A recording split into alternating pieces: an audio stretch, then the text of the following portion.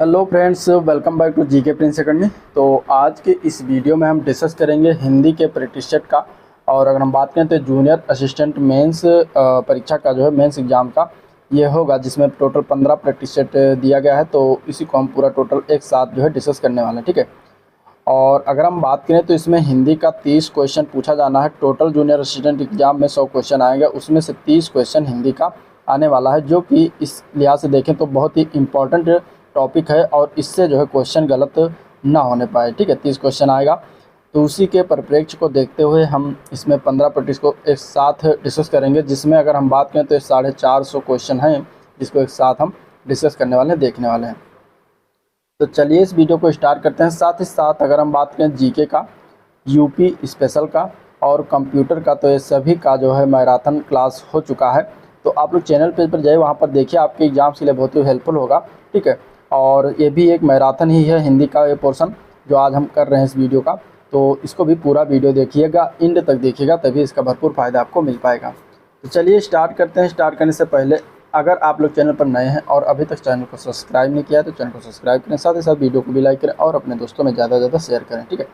पहले प्रैक्टिस का पहला क्वेश्चन देखते हैं। तो जगदीश शब्द का सही संधि विच्छेद बताना है कि क्या होगा, ठीक है। जगदीश शब्द दिया गया, इसका सही संधि विच्छेद बताना है। ऑप्शन 4 आपके सामने दिए गए हैं। तो अगर हम आंसर की बात करेंगे तो आंसर इसका क्या हो जाएगा, आंसर इसका बी ऑप्शन करेक्ट हो जाएगा, ठीक है। जगदीश शब्द का सही संधि विच्छेद होता है जगत प्लस ईश, जो कि बी पार्ट में जिस तरीके से लिखा है उसी तरीके से हम इसका संधि विच्छेद करते हैं। और अगर हम इसके संधि की बात करें कि किस प्रकार की संधि का उदाहरण है, तो ये व्यंजन संधि की उदाहरण है, ठीक है। ये किस प्रकार का संधि की उदाहरण है, तो ये व्यंजन संधि का उदाहरण है। ये भी याद रखिएगा, ये भी पूछा जा सकता है। तो आंसर इसका बी ऑप्शन करेक्ट हो जाएगा। अगला क्वेश्चन नंबर 2 है कि जो हर समय दूसरों की बुराइयां खोजता हो उसे एक शब्द में क्या कहते हैं, ठीक है, ये बताना है। तो इसमें अगर हम आंसर की बात करेंगे कि जो हर समय दूसरों की बुराइयां खोजता है उसको हम कहते हैं छिद्रान्वेषी। क्या कहते हैं? छिद्रान्वेषी कहते हैं, जो कि बी सी पार्ट में लिखा हुआ है। तो छिद्रान्वेषी इसका करेक्ट आंसर हो जाएगा, ठीक है। इसके अलावा जो किसी के गुण दोषों को आलोचना करता हो, जो किसी के गुण दोषों की आलोचना करता हो, उसको हम क्या कहेंगे? आलोचक कहते हैं। तो यहाँ पे आंसर इसका सी ऑप्शन हो जाएगा, छिद्रान्वेषी, जो कि जो हर समय दूसरों की बुराइयां करता हो। आंसर सी ऑप्शन करेक्ट हो जाएगा। अगला क्वेश्चन है अनिल और अनल का जो है सही अर्थ देने वाला शब्द युग्म बताना है। यानी कि अनिल मीन्स क्या होता है और अनल मीन्स क्या होता है। तो देखिए, जो अनिल दिया गया है, पहला शब्द दिया गया है, इसका मीन्स होता है हवा, ठीक है। अनिल मीन्स क्या होता है? हवा। और अनल जो दिया गया है, इसका मतलब होता है आग या अग्नि, ठीक है, आग या अग्नि। तो इस तरीके से इसमें अगर हम आंसर की बात करेंगे तो आंसर क्या हो जाएगा? आंसर इसका ए ऑप्शन करेक्ट हो जाएगा, ठीक है। हवा या वायु, अग्नि। अनिल मीन्स हवा, अनल मीन्स अग्नि। अब अनिल यानी कि वायु के अन्य पर्यायवाची शब्द की बात करेंगे तो पवन है, समीर है, वात है, मारुत है और अनिल भी आता है। आग के अगर अन्य पर्यायवाची की बात करेंगे तो अनल आता है, पावक है, दहन, वैश्वानर, धूमकेतु है, आग है, किसान हो, यह सब जो है अनल यानी आग के पर्यायवाची शब्द होते हैं। तो इस तरीके से पूछा जा सकता है, ये भी आप लोग को याद रखना चाहिए। नेक्स्ट क्वेश्चन देखते हैं। अगला क्वेश्चन है निम्नलिखित में से कौन सा हंस की जगह, निम्नलिखित में से कौन सा हंस की जगह, कौन सा शब्द हंस की जगह प्रयुक्त नहीं किया जा सकता है? इसमें से सूर्य, योगी, श्वेत, अमृत, इनमें से कौन हंस की जगह प्रयुक्त नहीं किया जा सकता? तो आंसर इसका हो जाएगा डी ऑप्शन, ठीक है, अमृत। अमृत अगर हम बात करेंगे तो अमृत शब्द जो है हंस की जगह प्रयुक्त नहीं किया जा सकता, जबकि सूर्य है, योगी है, श्वेत है, ये सब हंस के अनेकार्थी शब्द हैं, ठीक है। हंस के क्या हैं? ये सब अनेकार्थी शब्द हैं, लेकिन अमृत जो है वह हंस का अनेकार्थी शब्द नहीं है। तो आंसर इसका डी ऑप्शन हो जाएगा, अमृत। अगला प्रश्न है निम्नलिखित में से कौन सा शब्द अग्नि का पर्यायवाची यानी कि आग का पर्यायवाची इनमें से कौन सा है? तो इसका आंसर हो जाएगा सी ऑप्शन करेक्ट, ठीक है। पावक, पावक जो है वो आग का पर्यायवाची है, तो आंसर इसका सी ऑप्शन करेक्ट है। अभी ऊपर बताया आग के अन्य पर्यायवाची में पावक है, अनल है, दहन, वैश्वानर, धूमकेत, अग्नि, किसान, ये सब आता है आग के पर्यायवाची। अरणो जो दिया गया है, अरणो ये किसका पर्यायवाची है? तो ये समुद्र का पर्यायवाची होता है, ठीक है। अरणो किसका होता है? समुद्र का पर्यायवाची। समुद्र के अन्य पर्यायवाची में सागर, उदधि, वारधि, पयोधि, जलधि, नदीश, समुंदर, ये सब अरणों के पर्यायवाची होते हैं। और उरग जो दिया गया है, उरग किसका पर्यायवाची है? तो उरग जो है सांप का पर्यायवाची है, ठीक है। उरग जो है सांप का पर्यायवाची है। सांप के अन्य पर्यायवाची में नाग, विषधर, मणिधर, भुजंग, ये सब आते हैं।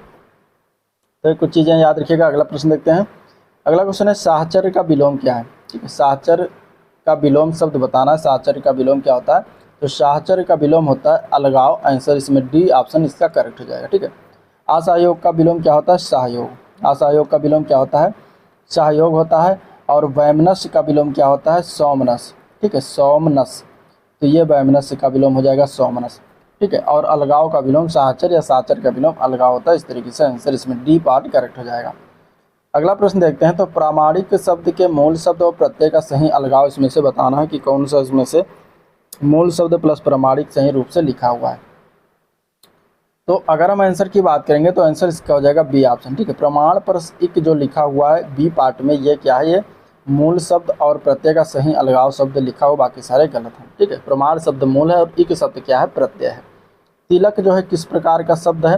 तो तिलक की शब्द की अगर हम बात करेंगे तो तिलक एक प्रकार का ये तत्सम शब्द के अंतर्गत आता है। आंसर ये पार्ट हो जाएगा। ठीक है, तत्सम शब्द कौन से होते हैं? जो संस्कृत के ऐसे शब्द होते हैं जो हमें ज्यों का त्यों प्रयोग करते हैं, उसमें कोई मतलब छेड़छाड़ या चेंज नहीं करते, सीधा साधा प्रयोग करते हैं, तो उसको तत्सम में आता है। जैसे कि अग्नि है, सूर्य है, माता पिता है, तिलक है, ये सब आएंगे तत्सम शब्द में। ठीक है, नेक्स्ट क्वेश्चन। राजा सेवक को कंबल देता है, वाक्य में रेखांकित पद में कौन सा कारक है? यानी कि इसमें सेवक को जो यहाँ पे दिया गया है ये रेखांकित है और इसमें बताना कि कौन सा कारक का प्रयोग किया गया है।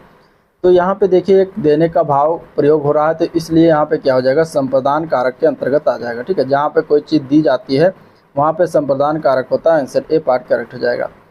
अगला क्वेश्चन है कि कारक के कितने भेद होते हैं? तो कारक के भेद की अगर हम बात करें, कारक के प्रकार की बात करेंगे तो आंसर इसका हो जाएगा डी पार्ट। ठीक है, कारक के 8 भेद होते हैं टोटल। कारक के कितने भेद होते हैं? कारक की संख्या हिंदी में 8 मानी गई है। 8 भेद होते हैं।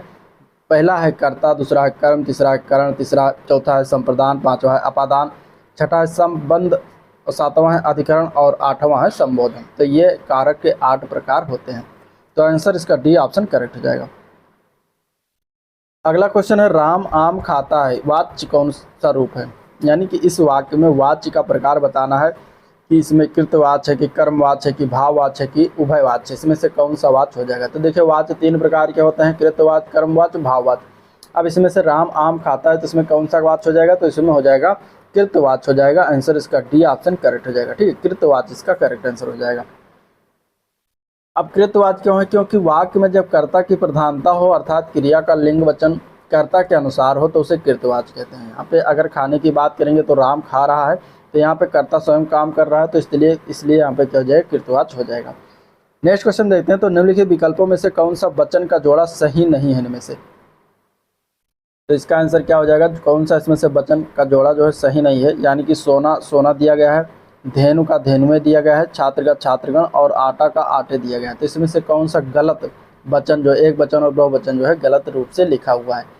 तो अगर हम बात करें इसमें आटा और आटे का, तो ये गलत लिखा हुआ, बाकी सारे सही हैं। आंसर इसका क्या हो जाएगा? डी ऑप्शन गलत है। ठीक है, अगर हम बात करें तो आटा जो है एक द्रव्यवाचक संज्ञा है और द्रव्यवाचक संज्ञाएं सदैव एक वचन ही रहती हैं, यानी कि इनका बहुवचन नहीं बनाया जाता। यानी कि आटा का बहुवचन क्या होगा? आटा ही होगा, और यहाँ पे आटे लिखा है जो कि गलत है। चलिए अगला क्वेश्चन देखते हैं। अगला क्वेश्चन है इनमें से कौन सा पुल्लिंग शब्द नहीं है इनमें से? ठीक है, बचपन, वायु, समुद्र और कंबल, इनमें से कौन सा एक पुल्लिंग शब्द नहीं है, यानी कि स्त्रीलिंग शब्द है?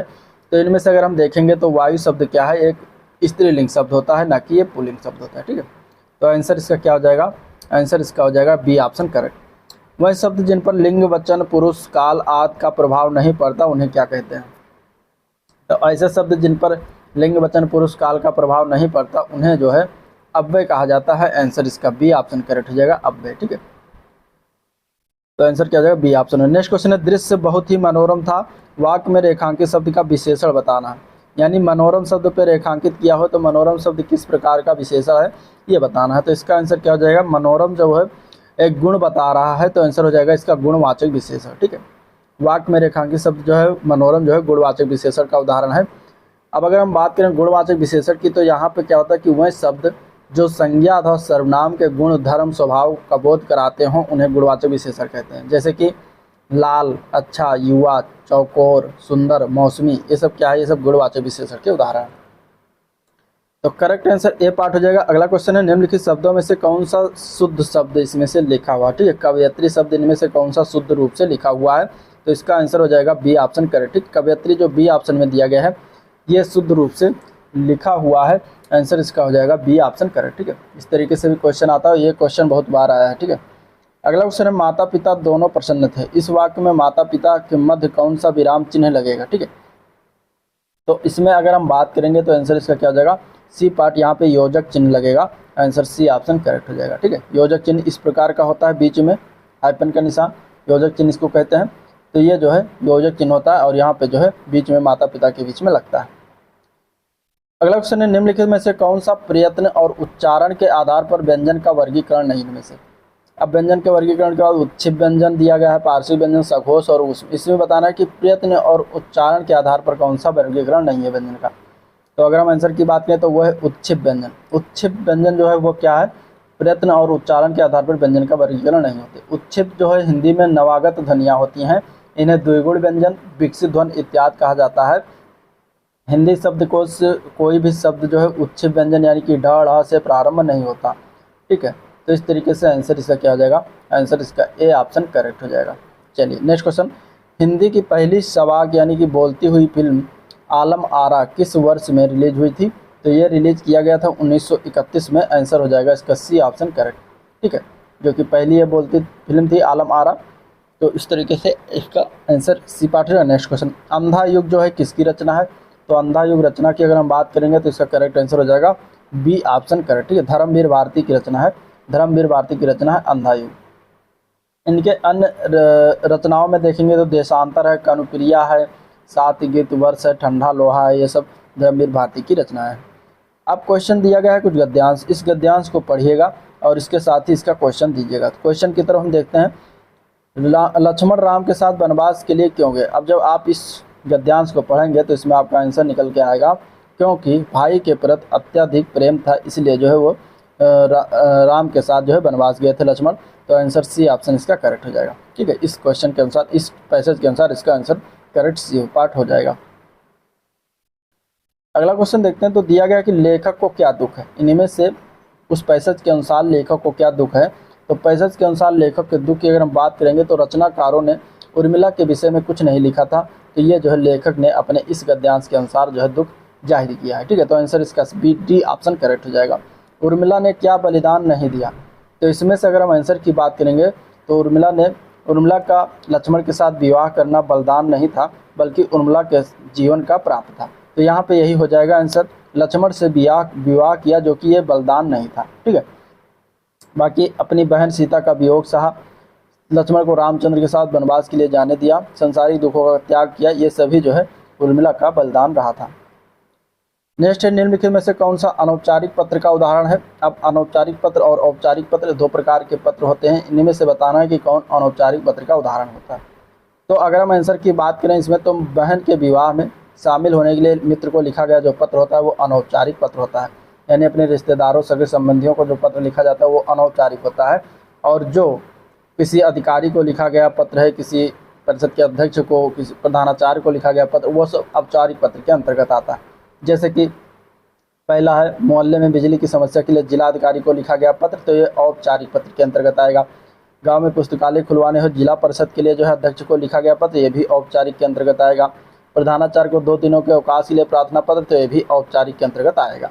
लेकिन बहन विवाह में शामिल होने के लिए मित्र को लिखा गया जो पत्र है, या पिताजी को लिखा गया पत्र है, या माताजी को लिखा गया पत्र है, वो सभी क्या है, वो सभी अनौपचारिक पत्र के अंतर्गत आते हैं। ठीक है, तो ये दोनों याद रखिएगा। नेक्स्ट क्वेश्चन, अगला प्रश्न है, आटे दाल का भाव मालूम होना, इस मुहावरे का अर्थ बताना है। आटे दाल का भाव मालूम होना मुहावरे का अर्थ होता है कष्ट अनुभव होना। ठीक है, क्या हो जाएगा आंसर इसका डी ऑप्शन करेक्ट हो जाएगा, कष्ट अनुभव होना। सो शिव धर्म मृणाल की नाई, तोरहु राम गणेश गोसाई, इस पंक्ति में किस अलंकार का प्रयोग किया गया। अब इसमें अलंकार बताना, तो इसमें अलंकार क्या हो जाएगा, इसमें अलंकार की अगर हम बात करेंगे तो इसमें डी पार्ट हो जाएगा, इसमें उपमा अलंकार का प्रयोग किया गया।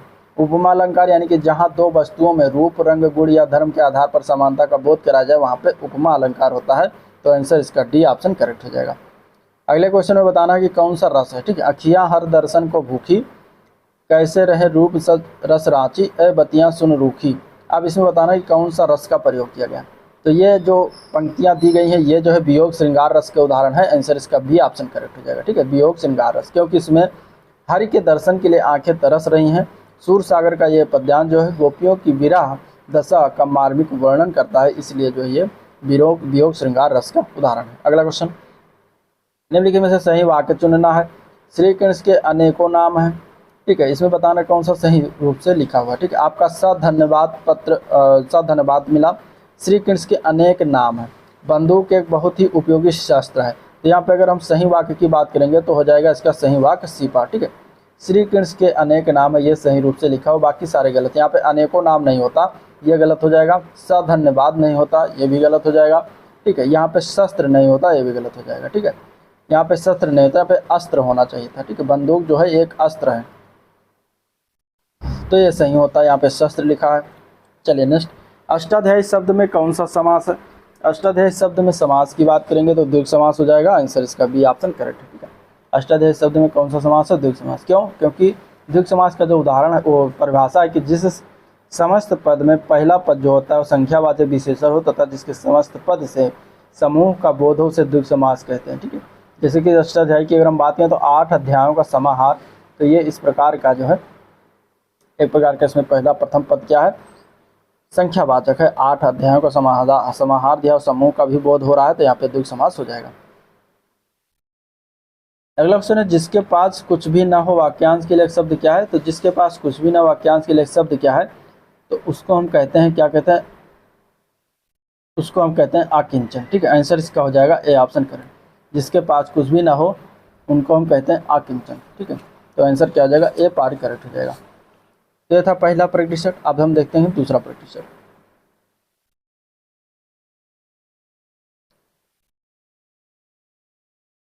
दूसरा प्रतिशत का पहला क्वेश्चन अगर हम देखें तो दिया गया कि दिव्यागम का सही संधि विच्छेद बताना है, क्या होगा। अब देखिए, दिव्यागम का सही संधि विच्छेद अगर हम करते हैं तो इसका आंसर निकल के आता है देवी प्लस आगम, जो कि ए पार्ट में दिया गया। ठीक है, देवी प्लस आगम इसका आंसर हो जाएगा। और ये किस प्रकार की संधि का उदाहरण है, तो ये यण संधि का उदाहरण। ठीक है, यण संधि का यह उदाहरण है, तो आंसर इसका क्या हो जाएगा, बी पार्ट करेक्ट हो जाएगा, और सॉरी ए पार्ट करेक्ट हो जाएगा, यण संधि। ठीक है, देवी प्लस आगम दिव्यागम जो बनता है। नेक्स्ट क्वेश्चन है, श्रुतिसम शब्द युग्म की भिन्न अर्थ वाली सही जोड़ी को इसमें से पहचानना है। तो श्रुतिसम शब्द भिन्न युग्म की अगर हम बात करेंगे तो इसमें क्या हो जाएगा, जो ए ऑप्शन दिया गया है कुल और कुल, ये जो है श्रुतिसम शब्द युग्म की भिन्न अर्थ जोड़ी है, और आंसर इसका ए ऑप्शन करेक्ट है। क्योंकि पहले वाले कुल का अर्थ होता है खानदान और दूसरे वाले कुल का अर्थ होता है किनारा। ठीक है, तो यहाँ पे जो है दोनों एक प्रकार के समान बोली से बोले जाते हैं, लेकिन इनका दोनों का अलग अलग अर्थ है, तो आंसर ए ऑप्शन करेक्ट हो जाएगा। नेक्स्ट क्वेश्चन है, अभय और उभय शब्द का सही से अर्थ बताना है। तो अभय का अर्थ होता है निर्भय, ठीक है, और उभय का अर्थ होता है मतलब दोनों, तो आंसर इसका हो जाएगा ए ऑप्शन करेक्ट। ठीक है, लक्ष्य का अनेकार्थक शब्द क्या है। तो लक्ष्य का अनेकार्थक शब्द में क्या आता है, तो निशाना आता है, उद्देश्य होता है। ठीक है, ये सब अनेकार्थक शब्द हैं। ध्येय क्या है, गंतव्य है, ये सभी जो है लक्ष्य के अनेकार्थक शब्द के अंतर्गत आते हैं। अगला क्वेश्चन है, हिरण्यगर्भ का पर्यायवाची शब्द बताना है। तो हिरण्यगर्भ का पर्यायवाची शब्द होता है ब्रह्मा, आंसर इसका बी ऑप्शन करेक्ट हो जाएगा। ठीक है, ब्रह्मा के अन्य पर्यायवाची में पितामह आते हैं, स्वयंभू, चतुरानन, सृष्टा, प्रजापति, कमलासन, हंसवाहन, आत्मभू, ये सब ब्रह्मा के पर्यायवाची। विष्णु के पर्यायवाची भी जान लीजिए, इनके पर्यायवाची में अच्युत, जनार्दन, चक्रपाणि, मुकुंद, नारायण, गरुड़ध्वज आदि आते हैं। महेश के पर्यायवाची में आते हैं शिव, उमापति, महादेव, त्रिपुरारि, देवाधिदेव, मदनार, चंद्रमौली। गणेश के पर्यायवाची में हेरम्ब, विघ्न विनाशक, गणपति, लंबोदर, एकदंत विनायक, गजानन आदि जो है गणेश के पर्यायवाची। ये चारों इंपॉर्टेंट है। ठीक है, नेक्स्ट क्वेश्चन है, पाटल का अर्थ क्या होता है। पाटल का अर्थ होता है गुलाब। ठीक है, क्या अर्थ होता है, गुलाब, आंसर बी ऑप्शन हो जाएगा। अगला क्वेश्चन है, महात्मा शब्द का सही विलोम क्या होता है। तो महात्मा का विलोम होता है दुरात्मा, आंसर इसका हो जाएगा सी पार्ट करेक्ट। ठीक है, महात्मा का दुरात्मा। प्रत्याशा शब्द का उपसर्ग बताना। तो प्रत्याशा शब्द में अगर उपसर्ग की बात करेंगे तो इसमें प्रति उपसर्ग लगा हुआ है, आंसर सी ऑप्शन हो जाएगा। ठीक है, प्रति प्लस आशा, इसका अगर हम अलगाव करते हैं तो प्रति प्लस आशा मिलकर जो है प्रत्याशा बनता है, और यहाँ पे प्रति जो है एक प्रकार का उपसर्ग है, आशा जो है मूल शब्द है। नेक्स्ट क्वेश्चन है, खिचड़ी किस प्रकार का शब्द है। तो खिचड़ी शब्द जो है यह आता है देशज शब्द के अंतर्गत, आंसर हो जाएगा ए पार्ट करेक्ट। ठीक है, ठीक है, तो आंसर इसका क्या हो जाएगा, ए पार्ट करेक्ट हो जाएगा। अगला क्वेश्चन देखते हैं। अगला प्रश्न, निम्नलिखित में से कौन सा शब्द इसमें से विदेशी नहीं है। तो विदेशी शब्द की अगर हम बात करेंगे इसमें से, तो कमर, कमरा, कमेटी, ये सब विदेशी शब्द हैं। कान शब्द जो है विदेशी शब्द के अंतर्गत नहीं आता। ठीक है, कान की अगर हम बात करेंगे तो ये एक तद्भव शब्द है। कान क्या है? तद्भव शब्द है। नेक्स्ट क्वेश्चन है द्रवहु सु दशरथ अजर बिहारी रेखांकित शब्द अजरी का क्या अर्थ होता है? तो अजर की अगर हम बात करेंगे तो इसका अर्थ क्या हो जाएगा? तो इसके अर्थ की बात करेंगे तो इसमें अजर का अर्थ होता है आंगन। ठीक है, अजर का क्या अर्थ हो जाएगा? आंगन हो जाएगा। आंसर इसका हो जाएगा A part correct, sorry C part correct हो जाएगा पर। वो घर से बाहर गया, निम्नलिखित वाक्य में से कौन सा कारक है? ठीक है, यहाँ पे से में कारक बताना है, कौन सा कारक लगा हुआ है? तो इसमें लगा हुआ है अपादान कारक। ठीक है, अपादान कारक, यानी कि जहाँ पे अलगाव का भाव होता हो वहाँ पे जो है अपादान कारक हो जाता है। और अलगाव के कारण अलावा जो है कारण हो, तुलना किया जाए, भिन्नता हो, आरंभ हो, सीमा हो आदि में भी अपादान कारक होता है। तो यहाँ पे आंसर इसका डी ऑप्शन करेक्ट हो जाएगा। अगला प्रश्न देखते हैं। अगला क्वेश्चन है जिसका कोई शत्रु नहीं जन्मा है उसके लिए वाक्यांश एक शब्द क्या हो जाएगा? तो वाक्यांश के लिए एक शब्द की अगर हम बात करेंगे तो जिसके लिए एक कोई शत्रु नहीं जन्मा है उनको हम अजात शत्रु कहते हैं। ठीक है, जिसका कोई शत्रु नहीं जन्मा है। अजय हम किसको कहते हैं? तो अजय उसको कहते हैं जिसे जीता ना जा सके। शत्रुजयी किसे कहते हैं? तो जिसने शत्रु को जीत लिया हो। शत्रुविहीन किसे कहते हैं? तो जिसका कोई शत्रु ना हो। ठीक है, नेक्स्ट क्वेश्चन है भूतकाल के कितने भेद होते हैं? तो भूतकाल के भेदों की बात करेंगे तो 6 भेद होते हैं। आंसर डी ऑप्शन करेक्ट हो जाएगा। ठीक है, कौन कौन से होते हैं ये भी जान लीजिए। सामान्य भूत होता है, आसन्न भूत होता है, पूर्ण भूत होता है, अपूर्ण भूत होता है, संदिग्ध भूत होता है, हेतु मद भूत होता है। अगला क्वेश्चन है निम्नलिखित में से पुल्लिंग शब्द कौन सा नहीं है? इनमें से पुल्लिंग शब्द कौन सा नहीं है? तो इनमें से अगर हम देखेंगे तो नकल शब्द जो होता है ये पुल्लिंग शब्द नहीं होता। ठीक है, बाकी रत्न, बचपन, मोती शब्द पुल्लिंग होते हैं, लेकिन नकल जो है ये स्त्रीलिंग रूप में प्रयोग होता है। तो आंसर क्या हो जाएगा? सी ऑप्शन इसका करेक्ट हो जाएगा। वो ऐसा दौड़ा कि सब पीछे रह गए। वाक्यांश में ऐसा क्या है? किस प्रकार का जो है ये शब्द है ऐसा, जहाँ पे प्रयोग किया गया? तो ऐसा यहाँ पे जो है एक प्रकार का अव्यय में प्रयोग किया गया है। तो आंसर हो जाएगा डी ऑप्शन करेक्ट। ठीक है, अव्यय शब्द। आंसर क्या हो जाएगा? D option correct. कर्म के आधार पर क्रिया के कितने भेद होते हैं? तो कर्म के आधार पर क्रिया के भेदों की संख्या 2 होती है। ठीक है, आंसर इसका क्या हो जाएगा? डी पार्ट करेक्ट हो जाएगा। 2 कौन कौन से होते हैं? पहला होता है सकर्मक, दूसरा होता है अकर्मक। ठीक है, तो आंसर डी पार्ट हो जाएगा। नेक्स्ट क्वेश्चन, जलेबी में मिठास अधिक है, रेखांकित शब्द का विशेषण बताएं। मिठास का विशेषण बताना है कि किस प्रकार का विशेषण है? तो ये जो है अगर हम बताएं इसके विशेषण बताएंगे तो मिठास का विशेषण होता है मीठा। आंसर सी ऑप्शन करेक्ट हो जाएगा। ठीक है, और इसमें अगर हम बात करें तो मिठास जो होता है, मिठास एक जो है भाववाचक संज्ञा है। मिठास शब्द जो है भाववाचक संज्ञा है, इसका विशेषण हो जाएगा मीठा। तो आंसर इसका सी ऑप्शन करेक्ट हो जाएगा। ठीक है, मीठा। निम्नलिखित में से शुद्ध शब्द बताना है। इनमें से कौन सा जिजीविषा जो है शुद्ध रूप से लिखा हुआ है किस ऑप्शन में? तो जिजीविषा जो लिखा हुआ शुद्ध ऑप्शन में डी ऑप्शन में लिखा हुआ है। आंसर इसका हो जाएगा डी ऑप्शन करेक्ट। ठीक है, आंसर क्या हो जाएगा? डी ऑप्शन करेक्ट हो जाएगा। अगला क्वेश्चन है निम्न में से कौन सा एक व्यंजन संघर्षी है? इनमें से व्यंजन संघर्षियों की अगर हम बात करेंगे तो ए पार्ट करेक्ट हो जाएगा। ठीक है, हा शब्द जो होता है ये व्यंजन संघर्षी के अंतर्गत आता है। हा शब्द क्या आता है? व्यंजन संघर्षी। संघर्षी व्यंजन की अगर हम बात करेंगे तो सा तीनों सा आते हैं और हा भी आता है। ठीक है, उस संघर्षी व्यंजन भी इन्हें ही कहा जाता है। तो आंसर इसका ए पार्ट है। नेक्स्ट क्वेश्चन, नागार्जुन का वास्तविक नाम क्या था? तो नागार्जुन का वास्तविक नाम था वैद्यनाथ मिश्रा। ठीक है, वैद्यनाथ मिश्रा था। आंसर इसका हो जाएगा ए ऑप्शन करेक्ट। आंसर क्या हो जाएगा? ए ऑप्शन करेक्ट हो जाएगा। अब इसके बाद गद्यांश दिएगा, गद्यांश को पढ़िएगा और हम इसके क्वेश्चन की तरफ चलते हैं। ठीक है,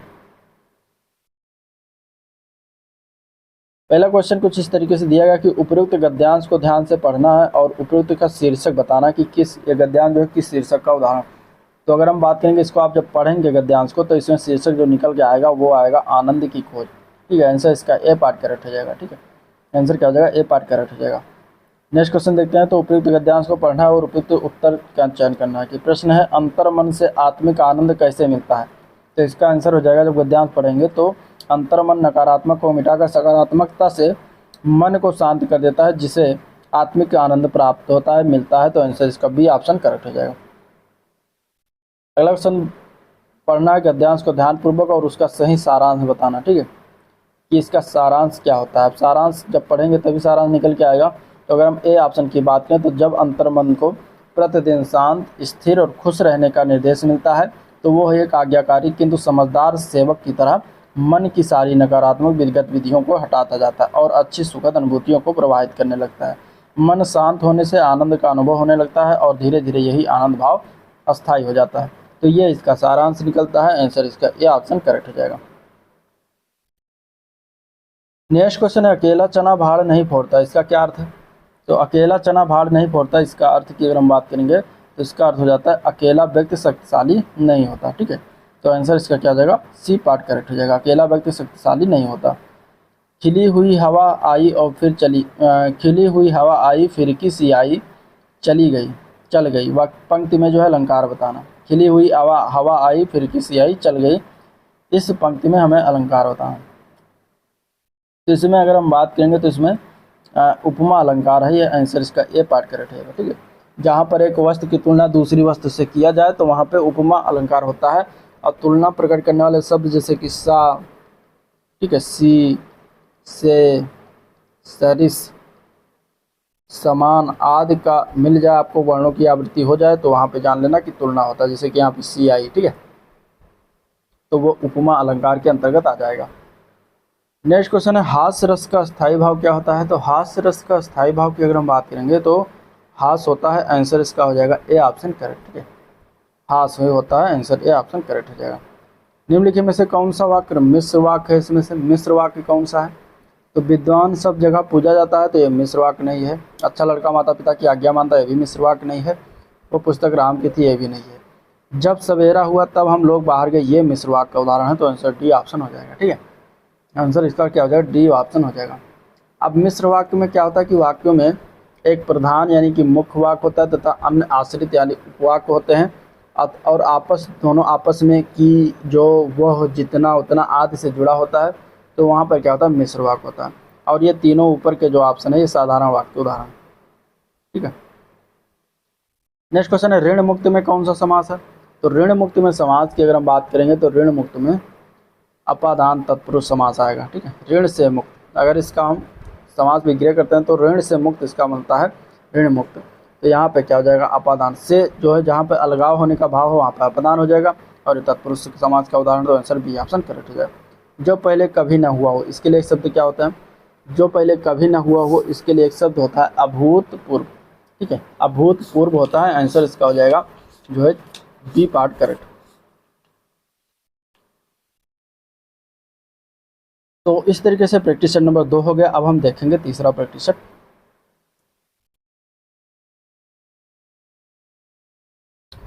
पहला क्वेश्चन है मात्रानंद का सही संधि विच्छेद क्या होगा? तो मात्रानंद का सही संधि विच्छेद करेंगे तो मात्र प्लस आनंद आएगा, जो कि ए पार्ट में दिया गया है, यही आंसर हो जाएगा। ठीक है, ये किस प्रकार की संधि का उदाहरण है? तो ये भी एड़ संधि का उदाहरण है। ठीक है, ये भी किसका है? एड़ संधि का उदाहरण है। नेक्स्ट क्वेश्चन है जानने की इच्छा रखने वाले के लिए एक शब्द को क्या कहते हैं? तो उसको हम कहते हैं जिज्ञासु। क्या कहते हैं? जिज्ञासु कहते हैं, आंसर बी पार्ट हो जाएगा। अगला क्वेश्चन है कृति का अर्थ रचना होता है, परंतु इसके समरूपी अर्थ कृति का क्या अर्थ होता है? तो कृति का अर्थ क्या होता है? कृति का अर्थ होता है रचनाकार, तो आंसर इसका ये पार्ट हो जाएगा। अली और अली शब्द का बताना अर्थ क्या होता है? तो अली शब्द का अर्थ होता है भौरा। पहले वाले अली शब्द का अर्थ होता है भौरा, दूसरे वाले अली शब्द का अर्थ होता है सखी। तो भौरा और सखी इसका करेक्ट आंसर हो जाएगा, बी पार्ट इसका करेक्ट हो जाएगा। ठीक है, चंचरीक शब्द दिया गया है, इसका अर्थ क्या है? चंचरीक शब्द का, चंचरीक शब्द के अर्थ की अगर हम बात करेंगे तो इसका आंसर क्या हो जाएगा? चंचरीक शब्द का अर्थ होता है भौरा। ठीक है, तो आंसर ए पार्ट हो जाएगा। विप्र शब्द का समानार्थी क्या है? तो विप्र शब्द का समानार्थी है ब्राह्मण। ठीक है, आंसर इसका सी ऑप्शन करेक्ट हो जाएगा। इसके अन्य समानार्थी में भूदेव आते हैं, पुरोहित हैं, महिषूर हैं, द्विज हैं, ये विप्र शब्द के समानार्थी। निम्नलिखित में से कौन एक समुद्र का पर्यायवाची शब्द नहीं है? इनमें से तो कौन सा आंसर हो जाएगा? तो वो हो जाएगा जलाधिप। ठीक है, जलाधिप जो होता है ये समुद्र का पर्यायवाची नहीं होता। जलाधिप जो है वैदिक देवता वरुण शब्द का पर्यायवाची है। मित व्यय का विलोम शब्द क्या होता है? मित व्यय का विलोम शब्द होता है अपव्यय, आंसर हो जाएगा ए ऑप्शन करेक्ट, अपव्यय। अत्यंत में कौन सा शब्द, कौन सा उपसर्ग है? अत्यंत में कौन सा उपसर्ग है बताना। तो अत्यंत में अगर हम देखेंगे तो अति उपसर्ग आता है, आंसर इसका बी ऑप्शन करेक्ट हो जाएगा, अति उपसर्ग। ठीक है, नेक्स्ट क्वेश्चन, निम्न में से कौन सा शब्द देशज है? इनमें से तो देशज शब्द की बात करें तो इसमें हो जाए कटोरा शब्द क्या है? देशज शब्द है। कटोरा क्या है? देशज शब्द है। अन्य देशज शब्द जान लीजिए, जैसे कि तेंदुआ, ये भी देशज है। चिड़िया है, खखरा, ठेठ, ठुमरी, चषक, ये सब देशज शब्द के अंतर्गत आते हैं। बाकी इसमें जो गोबर, घोड़ा, हल्दी जो दिया गया है ये क्या है? ये प्रकार के तद्भव शब्द के उदाहरण। अंगौछा किसका तद्भव शब्द है? अंगौछा जो होता है एक तद्भव शब्द है और इसका तत्सम होता है अंग प्रोछा। ठीक है, अंग पौछा हो जाएगा। इसका आंसर ए पार्ट करेक्ट हो जाएगा। उससे अच्छे तो आप हैं इनमें से कौन सा कारक है? तो उससे अच्छे तो आप हैं इनमें से कारक की बात करेंगे तो इसमें अपादान कारक है, आंसर बी पार्ट हो जाएगा। ठीक है, क्योंकि जिस वाक्य में तुलना की जाए, ठीक है, तुलना जहाँ किया था वहाँ पर भी अपादान होता है, तो आंसर बी पार्ट हो जाएगा। बहुत कम बरसात होने के लिए कौन सा शब्द प्रयोग किया जाता है? तो बहुत कम बरसात होने के लिए अगर हम बात करें तो एक शब्द है अल्पवृष्टि, आंसर इसका हो जाएगा ए ऑप्शन करेक्ट। ठीक है, अल्पवृष्टि का प्रयोग करते हैं। अगला क्वेश्चन है, इनमें से कौन सा पुल्लिंग नहीं है? तो पुल्लिंग शब्द की बात करेंगे, इनमें से कौन सा नहीं है? तो बनावट शब्द जो होता है पुल्लिंग नहीं होता। बनावट शब्द की अगर हम बात करेंगे तो ये स्त्रीलिंग होता है। बनावट शब्द क्या होता है? स्त्रीलिंग होता है। बाकी छाता, सूर्य, अमरूद ये सब पुल्लिंग शब्द होते हैं। ठीक है, दरवाजे की बनावट अच्छी है, इस तरीके से लिखा जाता है। जब कर्ता एक क्रिया समाप्त कर उसी क्षण दूसरी क्रिया में परिवर्तित होता है तो पहली क्रिया क्या कहलाती है? तो पहली क्रिया को हम कहते हैं पूर्वकालिक क्रिया। क्या कहते हैं? पूर्वकालिक क्रिया कहते हैं। आंसर जो होएगा इसका सी ऑप्शन करेक्ट हो जाएगा। नेक्स्ट क्वेश्चन है, निम्नलिखित में से किस वाक्य में सकर्मक क्रिया है? ठीक है, तो सकर्मक क्रिया की अगर हम बात करेंगे तो इसमें क्या हो जाएगा आंसर? तो आंसर हो जाएगा इसका सी पार्ट। ठीक है, उसने कार बेच दी, ये एक प्रकार का सकर्मक क्रिया है। ठीक है, अन्य वाक्य अगर देखेंगे तो राम दौड़ा, मैं रुक गया, खिलौना टूट गया, ये सभी क्या है? अकर्मक क्रियाएं होती हैं।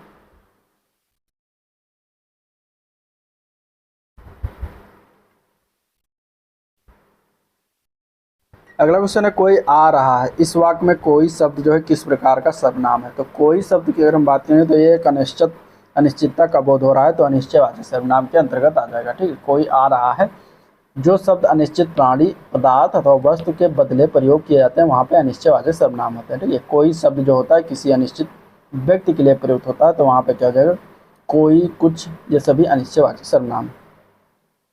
निम्न में से कौन सा भाववाचक संज्ञा नहीं है? इनमें से ये बताना है। तो भाववाचक संज्ञा की बात करेंगे तो लता शब्द जो होता है ये भाववाचक संज्ञा नहीं होती। ठीक है, ये क्या है? जातवाचक संज्ञा है। लता क्या है? जातवाचक संज्ञा है। जबकि इसमें ममता दिया गया है, समता है, कटुता है, ये सब क्या है? भाव बोध हो रहा है, तो यहाँ पे भाववाचक संज्ञा हो जाएंगे। एक की शुद्ध वर्तनी क्या है इनमें से? तो इनमें से शुद्ध वर्तनी की बात करेंगे तो अछौड़ी जो लिखा हुआ डी पार्ट में ये शुद्ध रूप से लिखा हुआ, बाकी सारे गलत हैं। ठीक है, बाकी सारे गलत हैं। राजमहल की बात करेंगे तो राजमहल इस तरीके नहीं लिखा जाता, इस तरीके लिखा जाता है राजमहल। ठीक है, राजमहल लिखा जाता है, ना कि राज्य महल। ठीक है, निरोग जो लिखा हुआ ये भी गलत है। निरोग को इस तरीके से लिखते हैं निरोग। ठीक है, कोमलांगिनी जो लिखा है ये भी गलत है। कोमलांगिनी को हम लिखते हैं कोमलांगी। ठीक है, कोमलांगी, कोमलांगी लिखते हैं, ना कि कोमलांगिनी होता है। तो ये शुद्ध रूप होगा। अगला क्वेश्चन है, स्वरों की संख्या कितनी है? तो स्वरों की संख्या टोटल होती है 11। आंसर इसका ए ऑप्शन करेक्ट है। मैला आंचल किस विधा की रचना है? तो मैला आंचल जो है एक उपन्यास है, आंसर इसका हो जाएगा सी ऑप्शन करेक्ट। ठीक है, मैला आंचल, इसके लेखक कौन है? फणीश्वर नाथ रेणु, आंसर इसका सी ऑप्शन हो जाएगा। अब दिया गया है गद्यांश, गद्यांश को पढ़िएगा और हम इसके चलते हैं क्वेश्चन की तरफ। गद्यांश से पहला क्वेश्चन है कि ईर्ष्या का क्या काम है? तो जब गद्यांश को आज जब पढ़ेंगे तो निकल के आएगा कि ईर्ष्या का काम होता है जलाना, आंसर सी ऑप्शन होगा। ठीक है, गद्यांश में प्रयुक्त ध्येय शब्द का क्या अर्थ होता है? तो ध्येय शब्द का अर्थ होता है लक्ष्य। ठीक है, आंसर इसका हो जाएगा ए ऑप्शन करेक्ट। गद्यांश में ईर्ष्यालु व्यक्तियों की क्या होती है? तो गद्यांश में ईर्ष्यालु व्यक्तियों की खिल्ली उड़ाई जाती है, आंसर बी पार्ट हो जाएगा। अब अगला क्वेश्चन है कि आंख का अंधा गांठ का पूरा इस लोकोक्ति का सही अर्थ क्या है? तो इसका सही अर्थ बनता है मूर्ख धनी।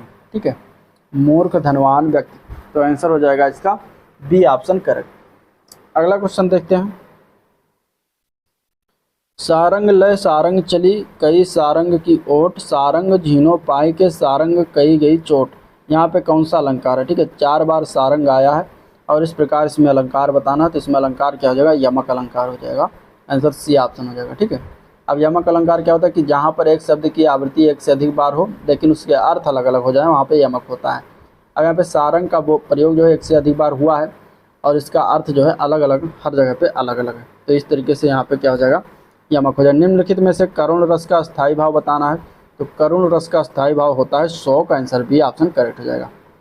अगला क्वेश्चन बताना है कि इनमें से कौन सा अशुद्ध है, यानी कि गलत कौन सा है?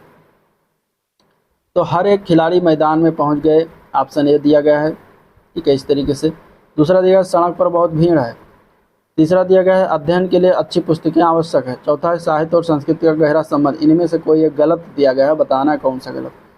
तो गलत की अगर हम बात करेंगे तो इसमें क्या हो जाएगा, आंसर ए ऑप्शन कर, ठीक है। ए ऑप्शन में जो लिखा गया है ये गलत है।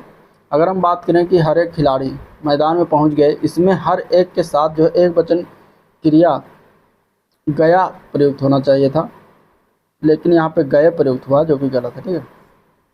बाकी सारे सही हैं।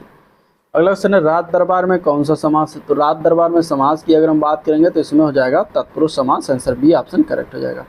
जिसका कोई शत्रु पैदा ही नहीं हुआ हो उसके लिए शब्द क्या होता है, तो उसके लिए कहते हैं अजात शत्रु। क्या कहते हैं, अजात शत्रु।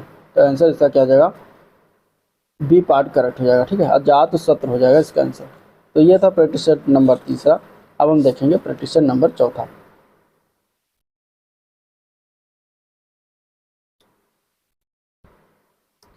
पहला क्वेश्चन देखते हैं। तो संधि में कितने भेद होते हैं।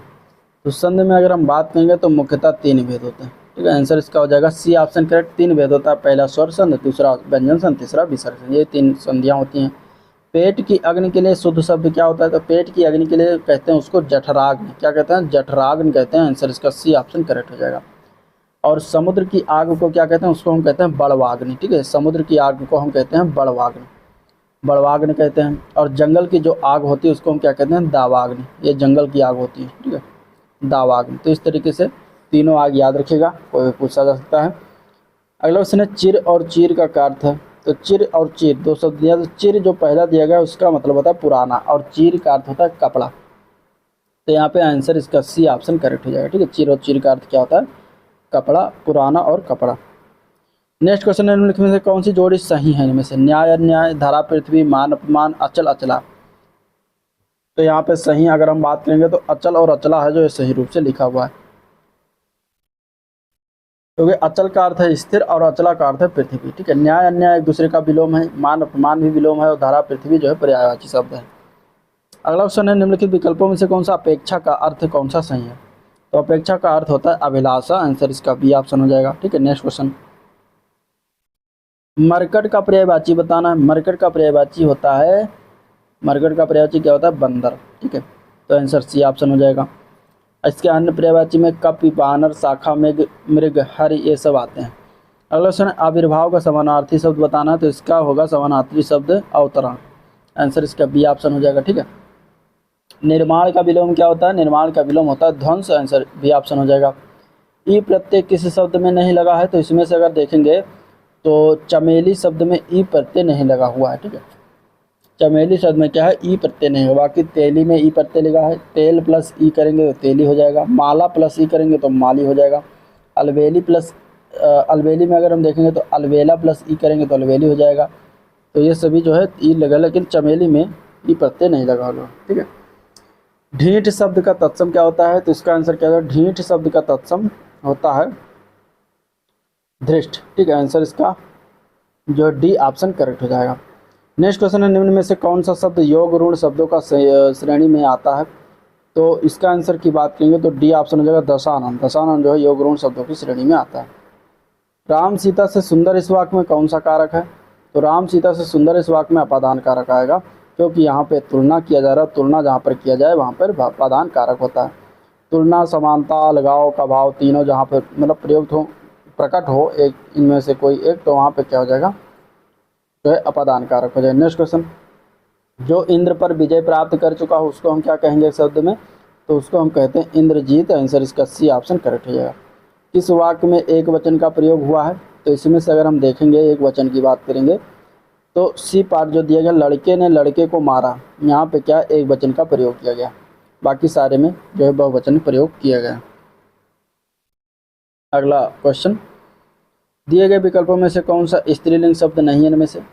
तो स्त्रीलिंग शब्दों की अगर हम बात करेंगे तो इसमें अनानास शब्द जो दिया गया है ये स्त्रीलिंग नहीं होता।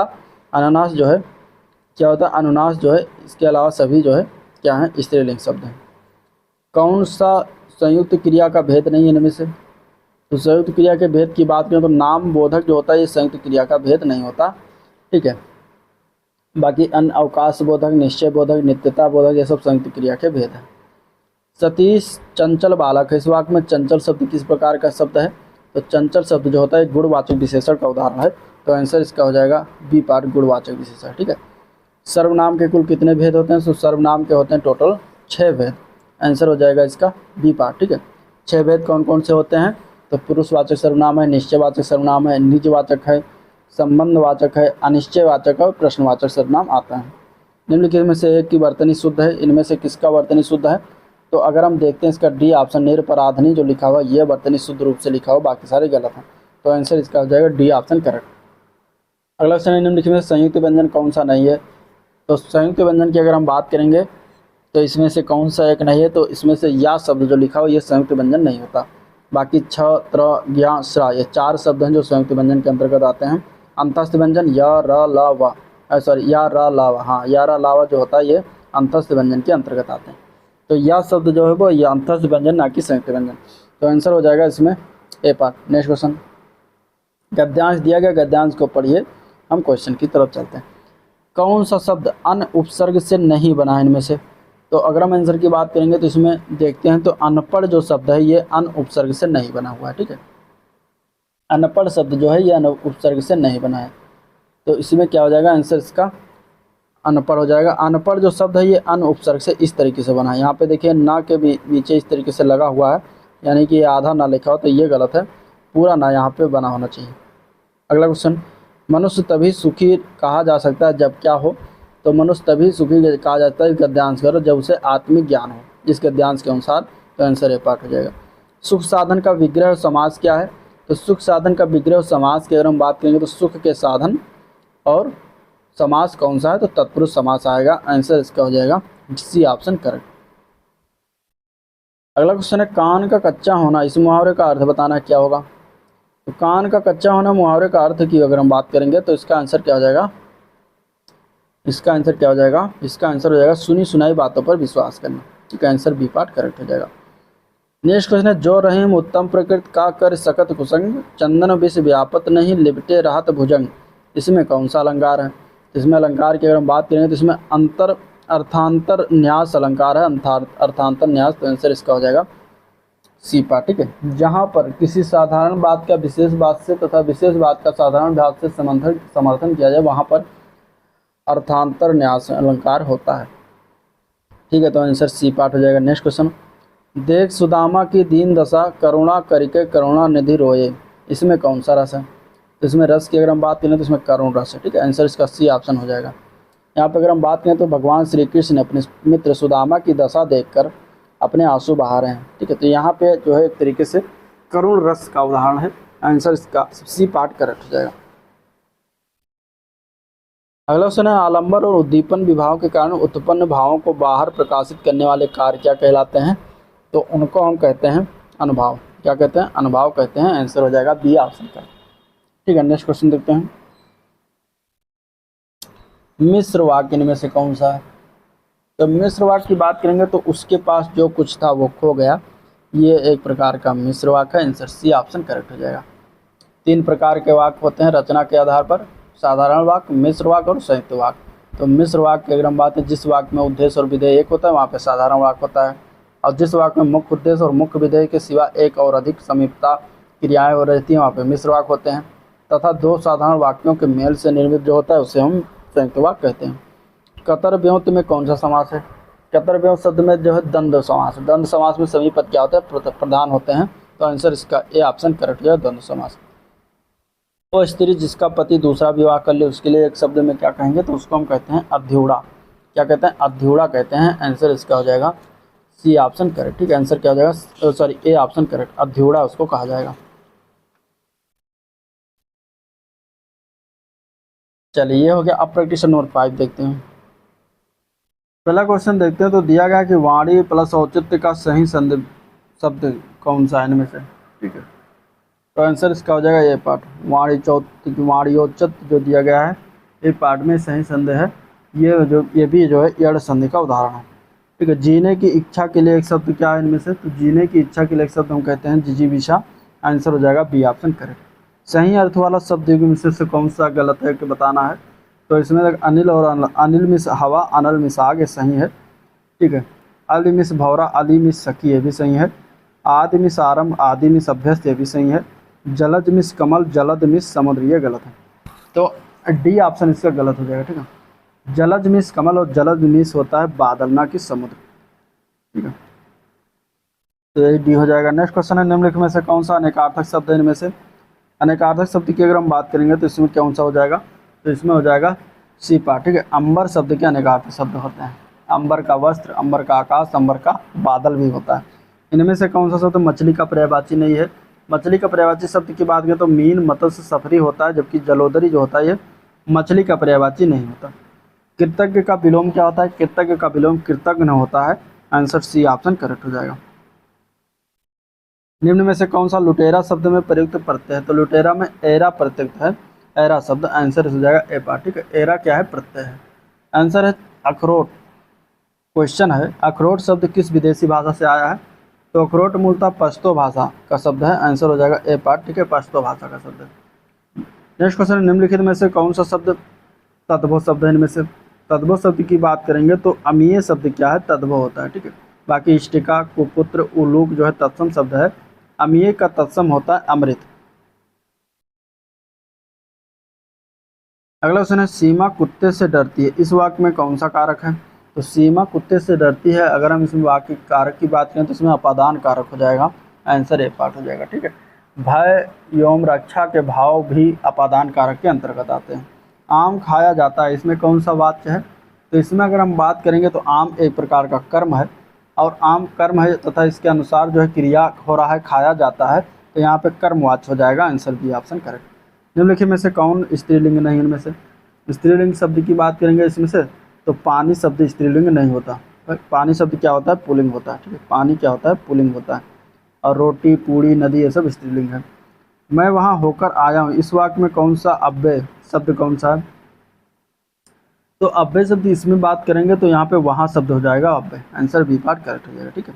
अव्यय में क्या हो जाएगा? वहाँ शब्द हो जाएगा अव्यय। अगला क्वेश्चन देखते हैं, निम्नलिखित वाक्यों में से कौन सा सकर्मक क्रिया है? इनमें से सकर्मक क्रिया की अगर हम बात करेंगे तो इसमें कौन सा शब्द हो जाएगा? तो इसमें डी शब्द हो जाएगा, ठीक है। विद्यार्थी लिखता है, इसमें क्या है? सकर्मक क्रिया है। बाकी अन्य में अगर हम बात करें तो सकर्मक क्रिया नहीं है। स्त्री शब्द का विशेषण क्या है? स्त्री शब्द के विशेषण की अगर हम बात करेंगे तो डी ऑप्शन हो जाएगा स्त्रैण। हिंदी में कुल कितने सर्वनाम हैं? तो सर्वनामों की संख्या की अगर हम बात करेंगे तो कुल 11 सर्वनाम है हिंदी में। आंसर हो जाएगा सी ऑप्शन करेक्ट, ठीक है। कौन कौन से हैं? तो मैं, तू, आप, ये है, वो, जो, सो, कोई, कौन, क्या, कुछ, ये सब क्या है? सर्वनाम। संज्ञा के कुल कितने भेद हैं? तो संज्ञा के कुल 5 भेद होते हैं। आंसर सी ऑप्शन हो जाएगा। कौन कौन से हैं? तो व्यक्तिवाचक है, जातिवाचक, भाववाचक, द्रव्यवाचक और समूहवाचक। अगला क्वेश्चन है, वर्तनी की दृष्टि से शुद्ध शब्द कौन सा है इनमें से?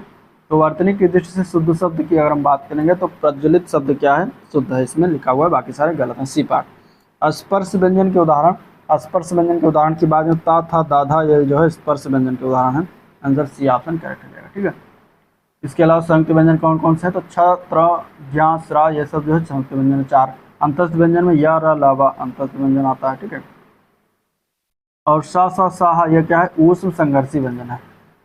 झूठा सच के लेखक कौन है? झूठा सच के लेखक हैं Yashpal. Answer D option correct हो जाएगा। अगले क्वेश्चन बताना इस पद्यांश है और इसको पढ़ के इसका आंसर देना है, तो पढ़िएगा। आंसर हम देखते हैं, क्वेश्चन देखते हैं। हिमकिरीट का क्या अर्थ है?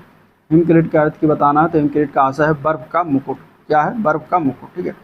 नगपति का विग्रह और समास क्या होता है? नगपति का समास विग्रह होता है नगो यानी कि पर्वतों का पति, ठीक है। नगो, नग मीन्स पर्वत, तो नगों का पति यानी पर्वतों का पति है जो, यह जो है संबंध तत्पुरुष का उदाहरण है। तो यहाँ पे हो जाएगा नगों का पति या पर्वतों का पति। आंसर सी ऑप्शन इसका करेक्ट हो जाएगा, ठीक है। सी ऑप्शन इसका करेक्ट हो जाएगा। अगला क्वेश्चन है, किस पंक्ति में कहा गया है कि हिमालय शक्ति की ज्वालाओं का ढेर? अब उसमें अगर आप पढ़ेंगे तो कौन सी पंक्ति में दिया गया है? तो इसमें अगर हम देखेंगे तो पौरुष के पुंजभूत ज्वाल में कहा गया है कि हिमालय शक्ति की ज्वालाओं का ढेर है। आंसर इसका सी ऑप्शन करेक्ट हो जाएगा। अंगार सिर पर धर लेना, इस वाक्यों के मुहावरा बताना है, क्या हो जाएगा?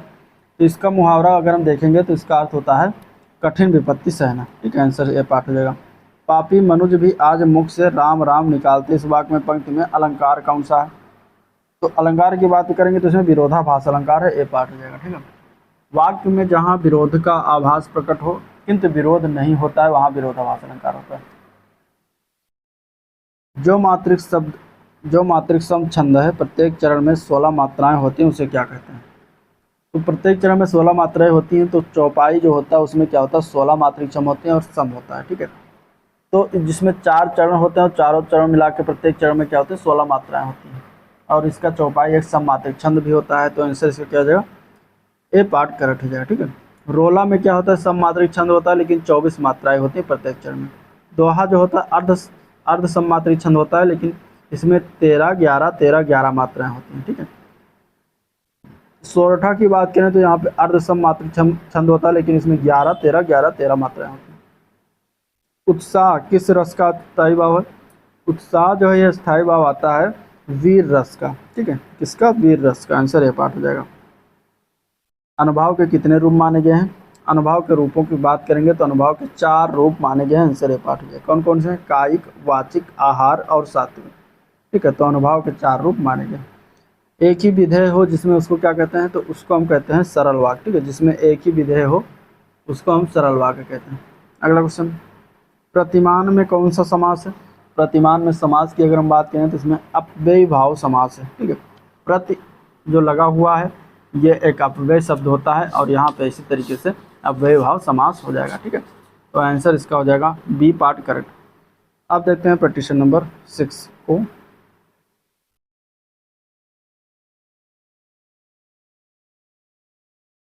पहला क्वेश्चन है अभीष्ट का संधि विच्छेद क्या होगा? अभीष्ट का संधि विच्छेद की बात करें तो अभि प्लस ईष्ट होता है जो कि सी पार्ट में लिखा हुआ है, ये सही हो जाएगा। अभि प्लस ईष्ट हो जाएगा। और ये किस प्रकार की संधि का उदाहरण है? तो ये दीर्घ संधि का उदाहरण। किस प्रकार की उदाहरण है? तो दीर्घ संधि का उदाहरण है। ठीक है, दिन और दीन शब्द का सही अर्थ बताना है। तो दिन और दिन का अर्थ होता है दिवस और दीन का अर्थ होता है गरीब।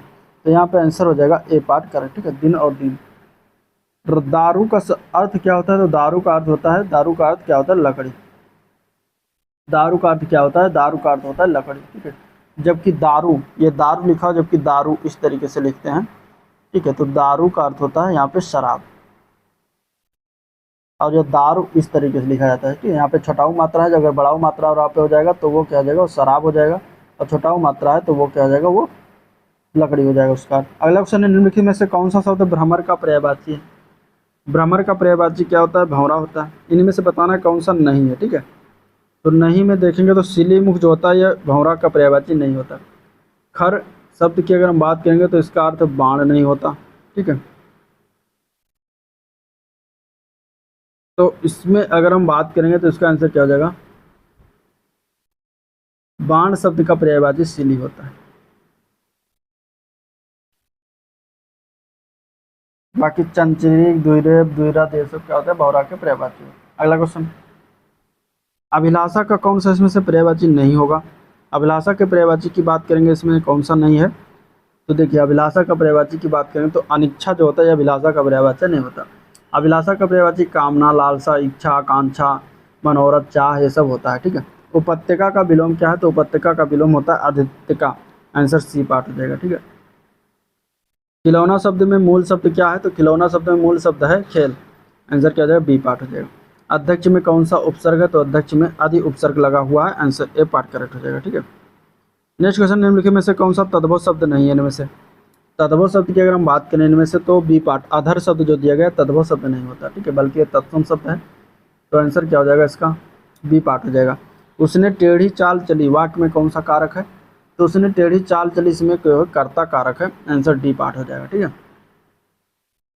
जहाँ पे ने शब्द आ जाए कर्ता का विभक्ति क्या होता है? कर्ता ने। ठीक है, तो यहाँ पे उसने ने है तो यहाँ पे टेढ़ी चाल चली, यहाँ पे कर्ता कारक।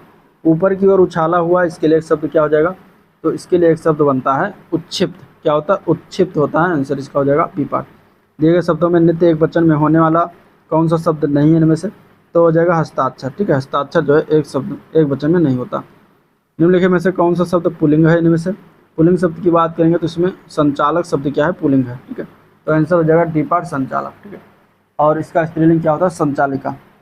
तुम प्रतिदिन खेलते रहो उपयुक्त में प्रतिदिन कौन सा क्रिया विशेषण है? अब इसका ऑप्शन इस तरीके से कि प्रतिदिन में कौन सा क्रिया विशेषण प्रयोग किया गया है।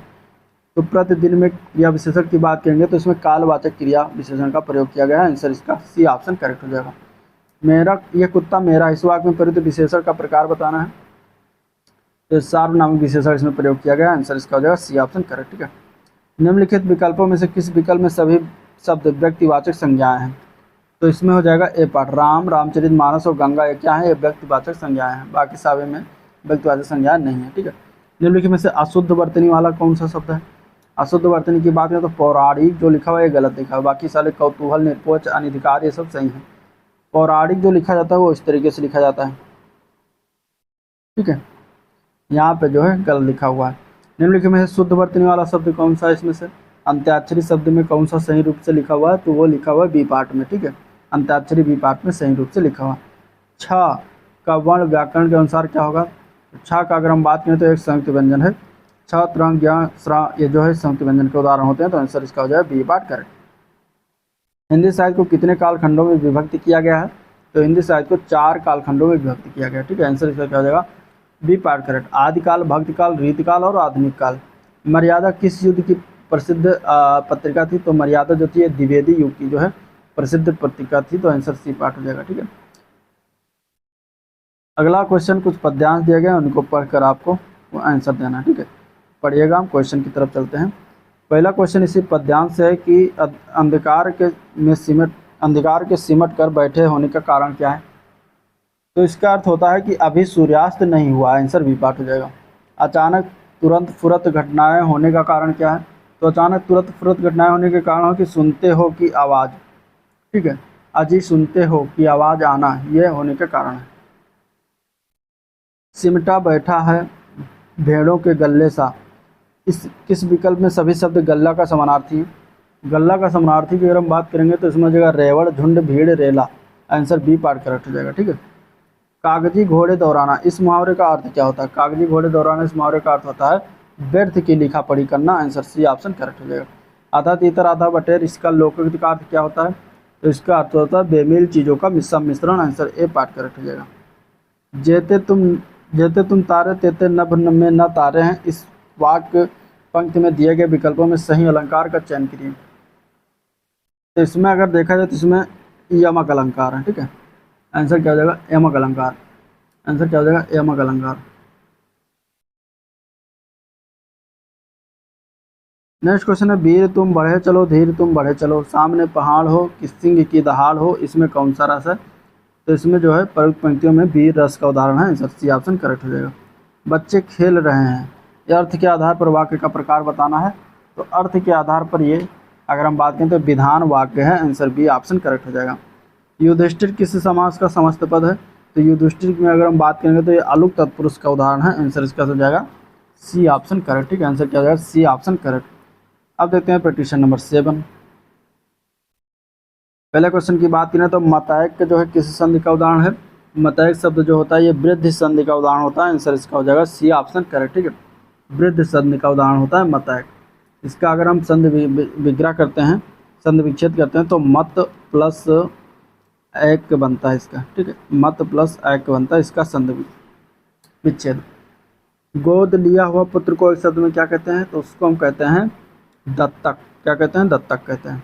मंदिर और मंदिरा शब्द का अर्थ वाला युग्म कौन सा होगा इसमें, तो मंदिर और मंदिरा में देखें मंदिर शब्द का अर्थ होता है देवालय और मंदिरा का अर्थ होता है अष्टशाला, तो आंसर हो जाएगा डी ऑप्शन करेक्ट। श्रुत सम भिन्नार्थक शब्द के जोड़े को पहचानना इनमें से कौन सा है, तो इसमें से अगर हम देखेंगे तो अपेक्षा और उपेक्षा जो लिखा गया है यह श्रुत सम भिन्नार्थक शब्द है। ठीक है, अपेक्षा का अर्थ आस या इच्छा होता है और उपेक्षा का अर्थ होता है निरादर या अवहेलना करना। अगला क्वेश्चन है वसुधा शब्द का अर्थ बताइए। वसुधा शब्द का अर्थ होता है धरती, आंसर इसका डी ऑप्शन करेक्ट हो जाएगा। ठीक है, निम्नलिखित में से कौन सा उत्कंठित का पर्यायवाची नहीं है। इनमें से उत्कंठित का पर्यायवाची की बात करें तो अभिलाषा जो होता है वो उत्कंठित का पर्यायवाची नहीं होता। बाकी इच्छुक, लालायित और उत्सुक शब्द जो है उत्कंठित के पर्यायवाची शब्द हैं। चले गए शब्दों का सही विलोम शब्द बताना है। चिरंतन का सही विलोम शब्द क्या होता है, तो इसका होता है नश्वर। ठीक है, चिरंतन का विलोम नश्वर होता है। बैठक शब्द में कौन सा प्रत्यय है, तो बैठक में प्रत्यय की बात करें तो का प्रत्यय लगा हुआ। ठीक है, बैठक में कौन सा प्रत्यय है, तो का प्रत्यय है। अमी का तत्सम रूप क्या होता है? अमी का तत्सम रूप होता है अमृत। आंसर बी पार्ट हो जाएगा। ठीक है।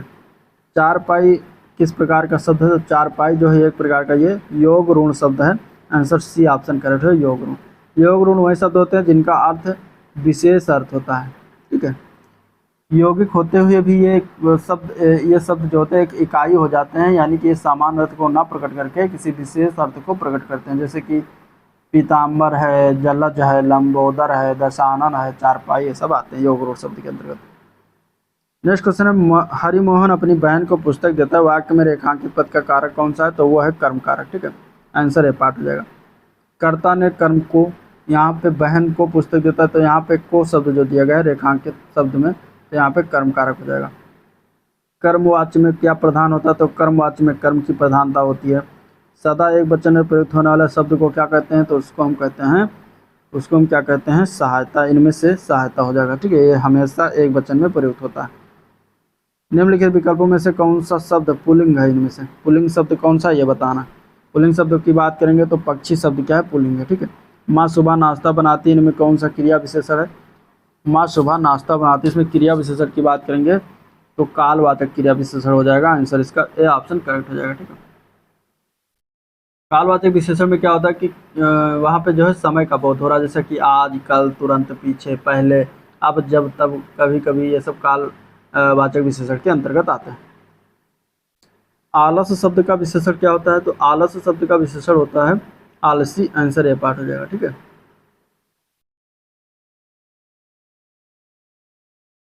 नेक्स्ट क्वेश्चन है, प्रयोग की दृष्टि से सर्वनाम के कितने भेद हैं? प्रयोग की दृष्टि से सर्वनाम के 6 भेद होते हैं। आंसर डी ऑप्शन हो जाएगा। कौन कौन से होते हैं? तो पुरुषवाचक है, संबंधवाचक, निश्चयवाचक, अनिश्चयवाचक, प्रश्नवाचक, निजवाचक। अगला प्रश्न देखते हैं, निम्नलिखित में संज्ञा शब्द कौन सा है? इनमें से संज्ञा शब्द की अगर हम बात करेंगे इनमें से, तो आंसर हो जाएगा ए पार्ट। ठीक है। गंगा शब्द क्या है? संज्ञा शब्द है। वर्तनी की दृष्टि से दिए गए शब्दों में अशुद्ध शब्द छांटना, इनमें से कौन सा अशुद्ध है? तो व्यंग जो शब्द लिखा हुआ है ये गलत है। ठीक है। व्यंग जो शब्द लिखा जाता है इस तरीके से लिखा जाता है, व्यंग जो शब्द लिखा जाता है इस तरीके से लिखा जाता है, जो कि ये गलत लिखा हुआ, बाकी सारे सही हैं। छ वर्ण किसके योग से बना है?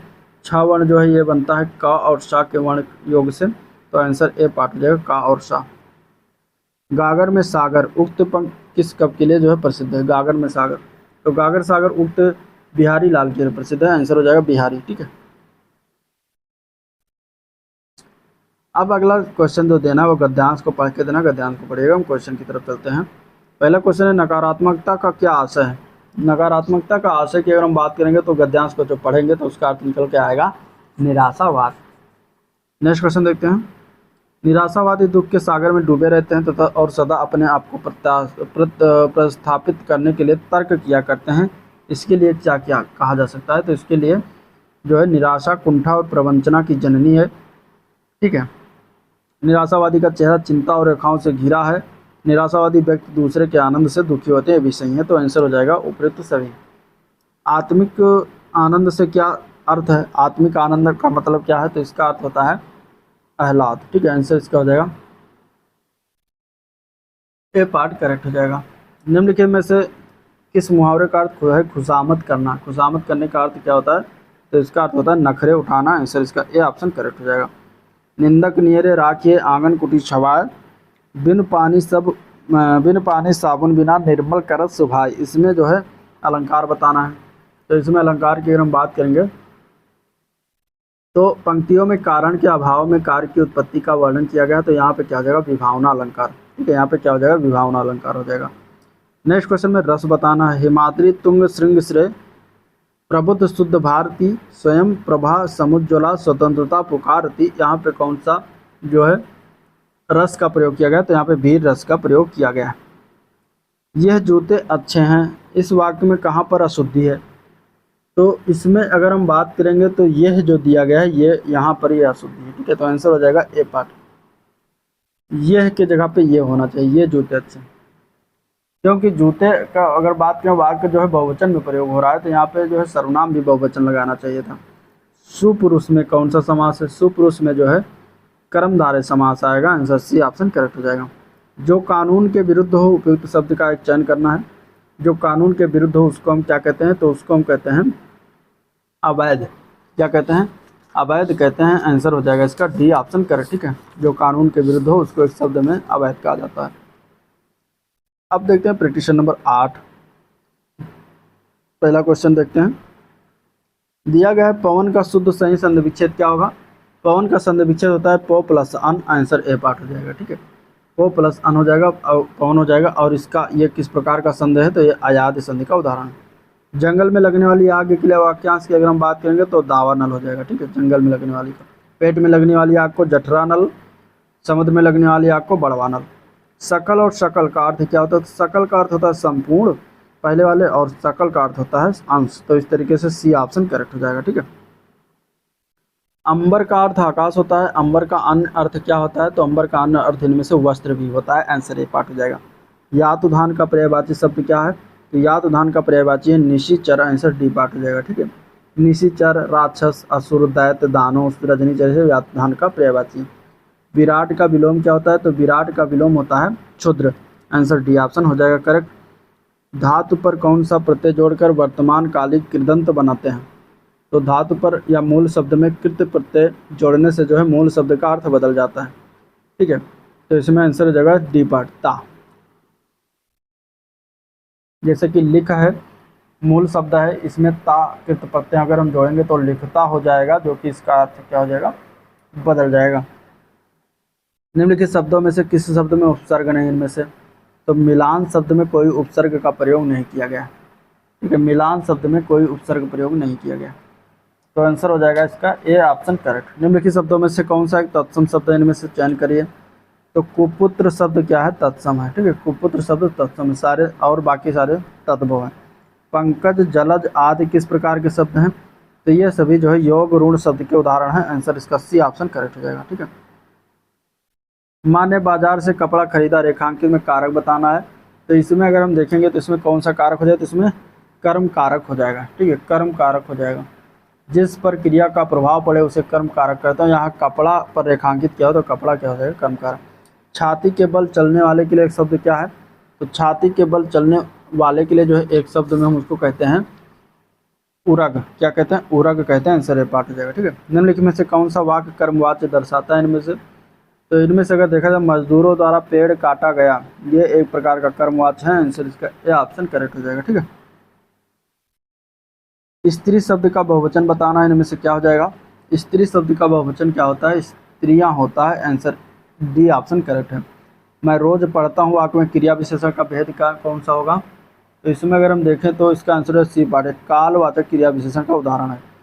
क्रिया के मूल रूप को क्या कहा जाता है, क्रिया के मूल रूप को हम कहते हैं धातु, क्या कहते हैं, धातु कहते हैं। ठीक है, नेक्स्ट क्वेश्चन है निम्नलिखित में से कौन सा अनिश्चयवाचक सर्वनाम नहीं है इनमें से, तो कुछ भी, कुछ ना कुछ, सब कुछ, ये सब है, लेकिन जो और वो जो दिया गया ये अनिश्चयवाचक सर्वनाम नहीं है, तो आंसर हो जाएगा डी पार्ट। जो और वो में देखा जाए तो अनिश्चयवाचक सर्वनाम नहीं बल्कि संबंधवाचक सर्वनाम आता है, और वो शब्द जो है ये पुरुषवाचक सर्वनाम आता है। हिमालय किस प्रकार की संज्ञा है, हिमालय जो है एक प्रकार का व्यक्तिवाचक संज्ञा हो जाएगा, आंसर ए पार्ट हो जाएगा। ठीक है, निम्नलिखित में शुद्ध शब्द कौन सा इनमें से, अंतर्ध्यान। तो अंतर्धान जो लिखा हुआ ये जो है सी पार्ट में लिखा हुआ, ये सही रूप से लिखा हुआ, बाकी सारे गलत हैं। जहाँ वाक्य की गति अंतिम रूप ले ले, विचार के तार टूट जाएं, वहाँ किस चिन्ह का प्रयोग किया जाता है, तो वहाँ पे जो है पूर्ण विराम चिन्ह का प्रयोग करते हैं, आंसर डी पार्ट करेक्ट हो जाएगा। अगला क्वेश्चन है कौन से शब्द में रा वचन व्यंजन नहीं है, कौन से शब्द में रा व्यंजन नहीं है इनमें से, तो इनमें से अगर देखा जाए तो मातृभूमि में रा व्यंजन प्रयोग नहीं किया गया है, आंसर डी पार्ट करेक्ट हो जाएगा। ठीक है, बाकी मात्र में रा शब्द आता है, क्रम में भी रा शब्द आता है, मूर्धा में भी रा शब्द आता है, लेकिन मातृभूमि में रा शब्द नहीं आता। ठीक है, यत्र जो लिखा हुआ है री लगा हुआ है, इसलिए यहाँ पे रा शब्द नहीं है। टेढ़े मेढ़े रास्ते, अपने खिलौने और भूले बिसरे गीत चित्र उपन्यास के साहित्यकार की रचना है, तो सभी रचना जो है भगवती चरण शर्मा की है, आंसर बी पार्ट हो जाएगा, डी पार्ट हो जाएगा। ठीक है, पद्यांश दिया गया, इसको पढ़िएगा। हम क्वेश्चन की तरफ चलते हैं। पहला क्वेश्चन है कविता की पंक्तियों में यात्रा किस विशेषता की ओर संकेत किया गया, तो कविता की पंक्तियों में यात्रा किस विशेषता की ओर संकेत किया गया है, तो ये जो है संकेत किया गया है सी पार्ट में हो जाएगा, अनिश्चितता की ओर संकेत किया गया। ठीक है, अनिश्चितता की ओर जो है संकेत किया गया है, तो आंसर हो जाएगा इसका सी ऑप्शन करेक्ट।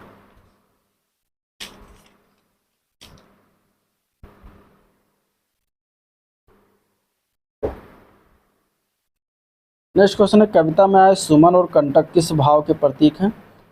तो सुमन और कंटक की अगर हम बात करेंगे तो ये सुख और दुख के भाव के प्रतीक हैं। आंसर इसका हो जाएगा सी पार्ट करेक्ट।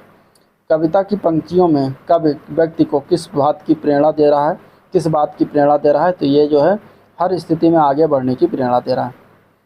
अगला क्वेश्चन है, अंडे का शहजादा मुहावरे का अर्थ क्या होता है? तो अंडे का शहजादा मुहावरे का अर्थ होता है अनुभवहीन व्यक्ति। आंसर डी पार्ट हो जाएगा। ठीक है। चरण कमल बंदो हरिराई, इस वाक्य में कौन सा अलंकार है? तो इसमें अगर अलंकार की बात करें तो इसमें रूपक अलंकार हो जाएगा। आंसर बी पार्ट करेक्ट है। ठीक है, रूपक अलंकार। वो सब मात्रिक छंद जिसके प्रत्येक चरण में 24 मात्राएं हो तथा प्रत्येक चरण में 11वीं और 13वीं मात्रा पर यत लगी होती है, वहाँ कौन सा छंद कहलाएगा? तो यह वह छंद कहलाता रोला। आंसर ए पार्ट करेक्ट है। निम्नलिखित वाक्य में से कौन सा अशुद्ध वाक्य है इनमें से? तो अशुद्ध वाक्यों की बात करेंगे तो इन दोनों में केवल यही अंतर है, ये जो है अशुद्ध वाक्य के अंतर्गत आता है। ठीक है, इसमें वचन संधि संबंधी जो है अशुद्धि दिया गया। अगर हम इस शुद्ध की बात करें तो इन दोनों में यही अंतर है, केवल और यही एक साथ नहीं तो केवल गलत हो जाएगा, नहीं लगाना चाहिए। इन दोनों में यही अंतर है तो सही हो जाता। निम्न में से कर्मधारय समास का कौन सा उदाहरण है इनमें से? तो कर्मधारय समास की बात करें, प्रिय सखा जो लिखा हुआ है ये कर्मधारय समास का उदाहरण है। कामचोर जो है ये तत्पुरुष समास है। आजन्म जो है ये अव्यय भाव समास और सपरिवार जो है क्या है? बहुव्रीहि समास का उदाहरण है। ठीक है, ये हो गया। अब देखते हैं प्रश्न नंबर 9 के पहले क्वेश्चन की बात करते हैं। तो यशोदा में प्रयुक्त संधि का नाम बताना है। तो यशोदा में अगर हम देखेंगे तो ये एक विसर्ग संधि का उदाहरण है। आंसर सी पार्ट हो जाएगा। ठीक है, इसका हम जब विच्छेद करते हैं तो क्या आता है? यशः प्लस दा। तो यशः यानी विसर्ग बिंदु जहाँ पर आ जाए वहाँ विसर्ग संधि हो जाएगा। तो यहाँ पर आंसर इसका हो जाएगा सी पार्ट। जो कठिनाई से समझने योग्य है उसके लिए एक शब्द क्या है? तो उसके लिए एक शब्द है दुर्बोध। शब्द युग्म के सही अर्थ भेद का चयन करना है। अम्बुज और अम्बुद का अर्थ क्या होता है? तो अम्बुज का अर्थ होता है कमल, अम्बुद का अर्थ होता है बादल। तो आंसर हो जाएगा इसका ए ऑप्शन करेक्ट। निम्नलिखित में से अर्जुन का पर्यायवाची शब्द कौन सा नहीं है इनमें से? तो अर्जुन के पर्यायवाची शब्द में नारायण शब्द नहीं होता, बाकी कौन्तेय, पार्थ, धनंजय सब अर्जुन के पर्यायवाची हैं। ठीक है, और नारायण शब्द की अगर हम बात करेंगे तो ये किसका पर्यायवाची है?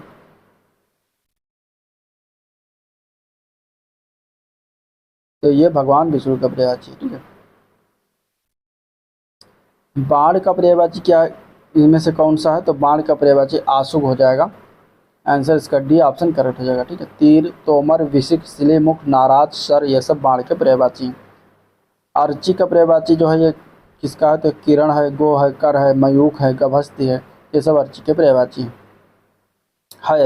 है का पर्यायवाची है घोड़ा का पर्यायवाची। ठीक है किसका है? घोड़ा का पर्यायवाची। और उर्वी जो है धरती का पर्यायवाची है। चपल का विलोम शब्द क्या हो जाएगा? चपल का विलोम होता है गंभीर। आंसर इसका ए ऑप्शन करेक्ट है। ठीक है, पत्थर का तत्सम क्या होता है? पत्थर का तत्सम होता है प्रस्तर, जो कि ए पार्ट में लिखा हुआ है। इनमें से एक शब्द है का अर्थ ताकतवर। इनमें से कौन से शब्द का अर्थ ताकतवर है? तो इनमें से अगर हम देखेंगे तो रुस्तम शब्द का अर्थ ताकतवर होता है। प्रतिदिन दूध पीता हूँ, मैं प्रतिदिन दूध पीता हूँ वाक्य में रेखांकित पद में कौन सा कारक? यानी कि दूध में कौन सा कारक आएगा इसमें? तो इसमें हो जाएगा कर्म कारक। आंसर बी पार्ट करेक्ट हो जाएगा। ठीक है, अभ्यांतर का सही अर्थ क्या है? तो अभ्यांतर का सही अर्थ की बात करेंगे तो किसी वस्तु का भीतरी भाग को अभ्यांतर कहते हैं। आंसर इसका डी ऑप्शन करेक्ट हो जाएगा। वर्तमान काल के कितने भेद हैं? तो वर्तमान काल के अगर हम भेद की बात करेंगे तो 5 भेद हैं। आंसर डी ऑप्शन हो जाएगा। कौन कौन से हैं? तो सामान्य वर्तमान है, तत्कालिक वर्तमान है, पूर्ण वर्तमान काल, संदिग्ध वर्तमान काल और संभाव्य वर्तमान काल। निम्नलिखित में से कौन सा शब्द स्त्रीलिंग नहीं है इनमें से? तो डी पार्ट हो जाए निराला शब्द जो है क्या है? स्त्रीलिंग नहीं है। निराला शब्द होता है पुल्लिंग। निराला शब्द क्या होता है? पुल्लिंग होता है। निम्नांकित शब्दों में क्रिया विशेषण कौन सा है इनमें से? तो क्रिया विशेषण की बात करें तो सी पार्ट है धीरे धीरे शब्द क्या है? क्रिया विशेषण का उदाहरण है। ठीक है, अगला क्वेश्चन देखते हैं।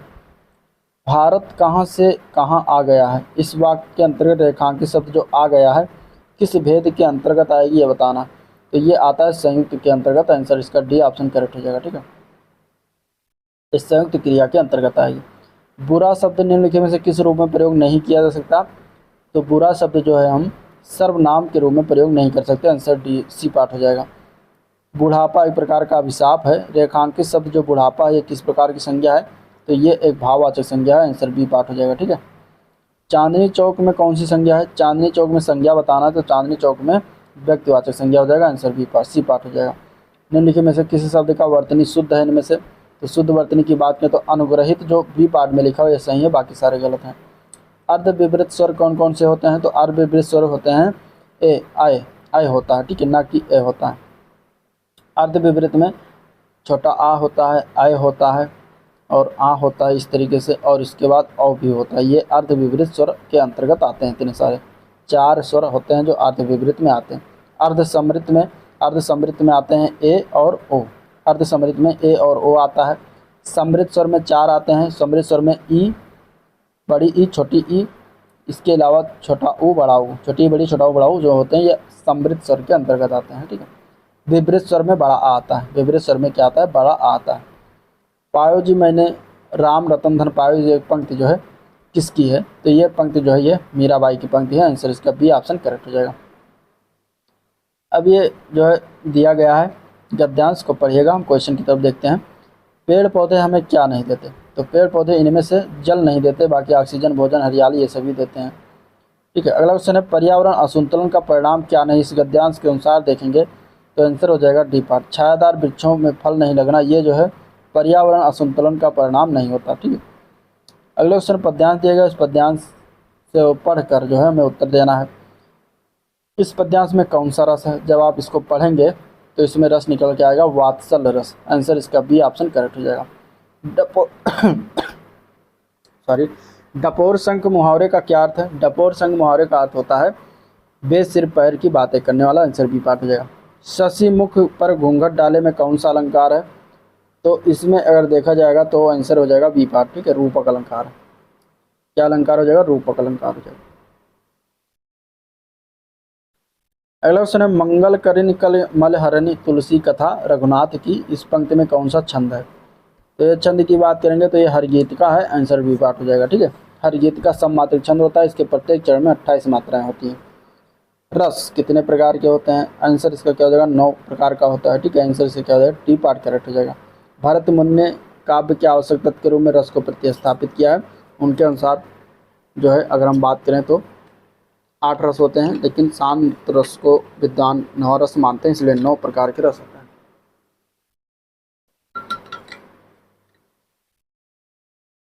अगला क्वेश्चन बताना कि कौन सा वाक्य शुद्ध है इनमें से। तो आज रविवार का दिन है तो ये अशुद्ध है, ठीक है। वो अनेकों लोगों से मिलकर आ रहा है, ये भी अशुद्ध है। अपनी स्वेच्छा से जाना है तो जाइए, ये भी शुद्ध है, अशुद्ध है। 4 आदमियों ने हरिद्वार की यात्रा की, यह वाक्य शुद्ध रूप से लिखा हुआ है तो आंसर डी पार्ट करेक्ट हो जाएगा, ठीक है। आज रविवार का दिन है जो कि गलत है, इसको लिखना चाहिए आज रविवार है, ठीक है। इसको क्या लिखना चाहिए? तो आज रविवार है। वो अनेकों लोगों से मिलकर आ रहा है, भी गलत है। वो अनेक लोगों से मिलकर आ रहा है, यहाँ पे अनेक होना चाहिए था, यहाँ पे तब सही हो जाता। स्वेच्छा से जाना है तो जाइए, ठीक है, अपनी यहाँ पे नहीं लगना चाहिए था। चलिए, कमल नयन में कौन सा समास है? कमल नयन में जो है बहुब्रीहि समास हो जाएगा। आंसर सी ऑप्शन करेक्ट है। जिसका उपचार ना हो सके उसको हम एक शब्द में क्या कहते हैं? उसको कहते हैं असाध्य। क्या कहते हैं?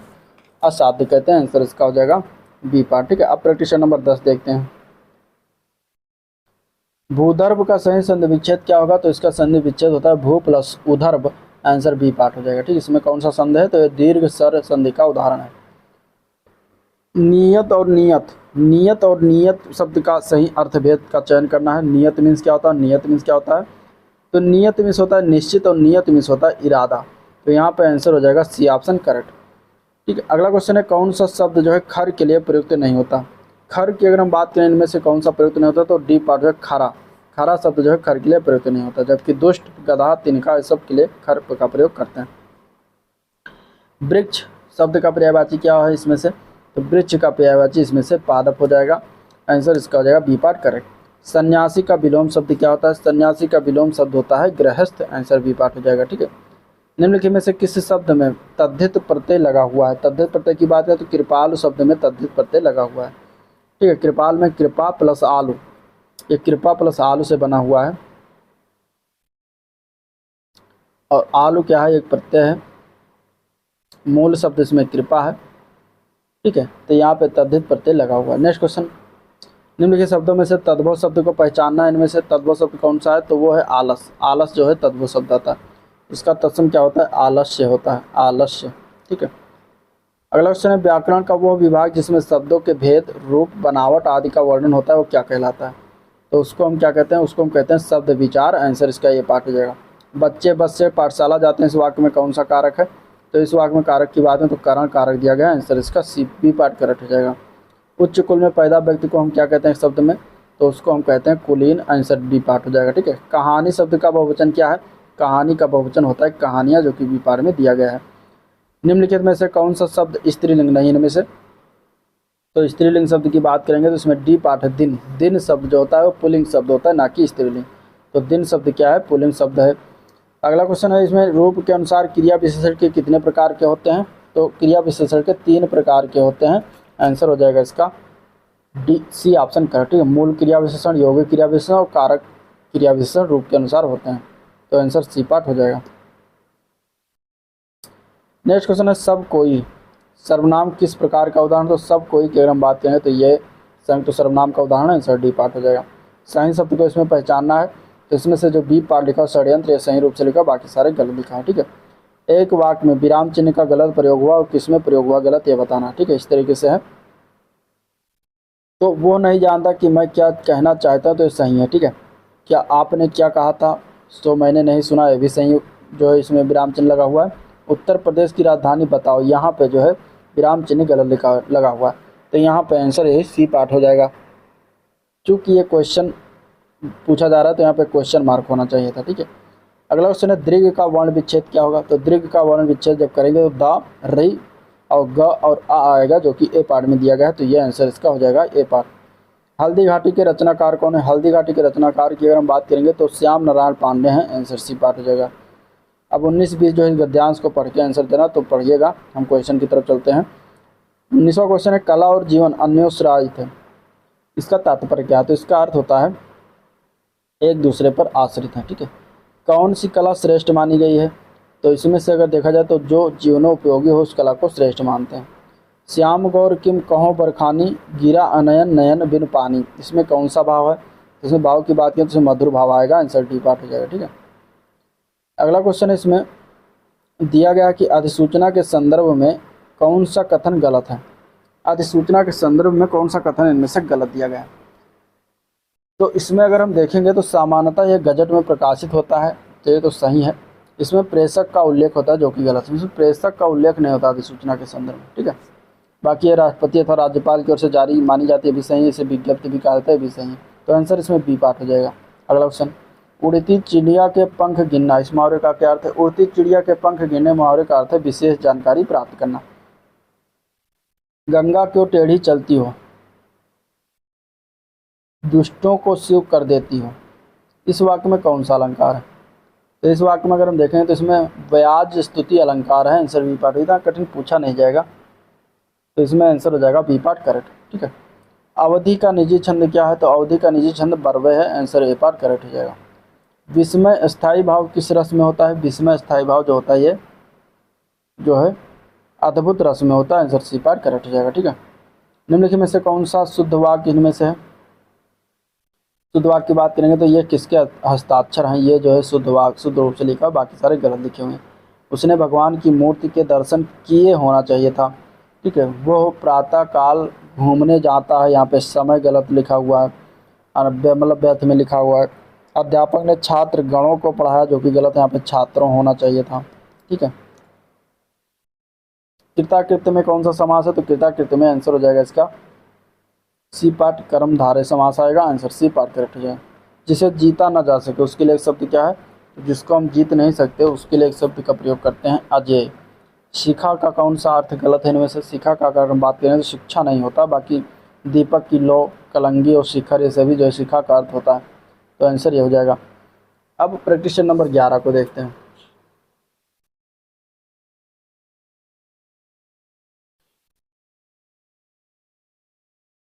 पहला क्वेश्चन इसमें देखते हैं, नवोड़ा का सही संधि विच्छेद क्या है, नवोड़ा का सही संधि विच्छेद बताना है, तो 9 प्लस ऊड़ा होता है, जो कि सी पार्ट में दिया गया है। ठीक है। 9 प्लस ऊड़ा होता है।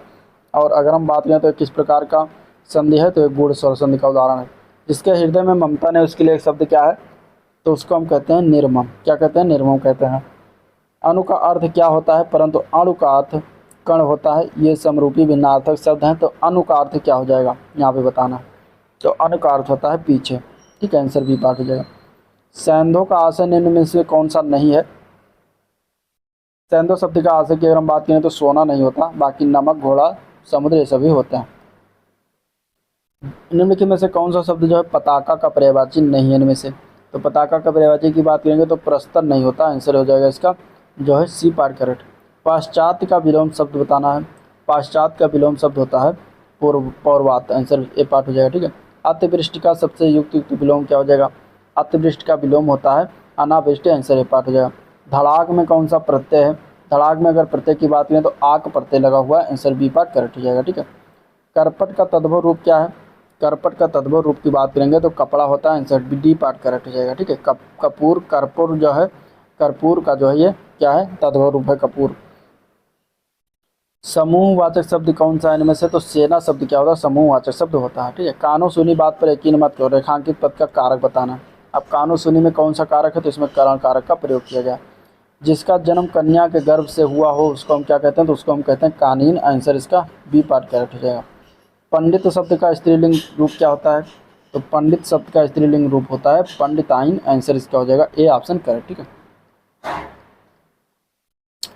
नेक्स्ट क्वेश्चन है कभी कभी एक क्रिया विशेषण, कौन सा क्रिया विशेषण होता है कभी कभी?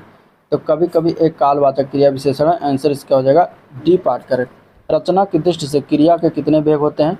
तो रचना की दृष्टि से क्रिया के भेदों की बात करेंगे तो दो भेद होते हैं, आंसर बी पार्ट हो जाएगा, ठीक है। कौन कौन से? सकर्मक क्रिया और अकर्मक क्रिया।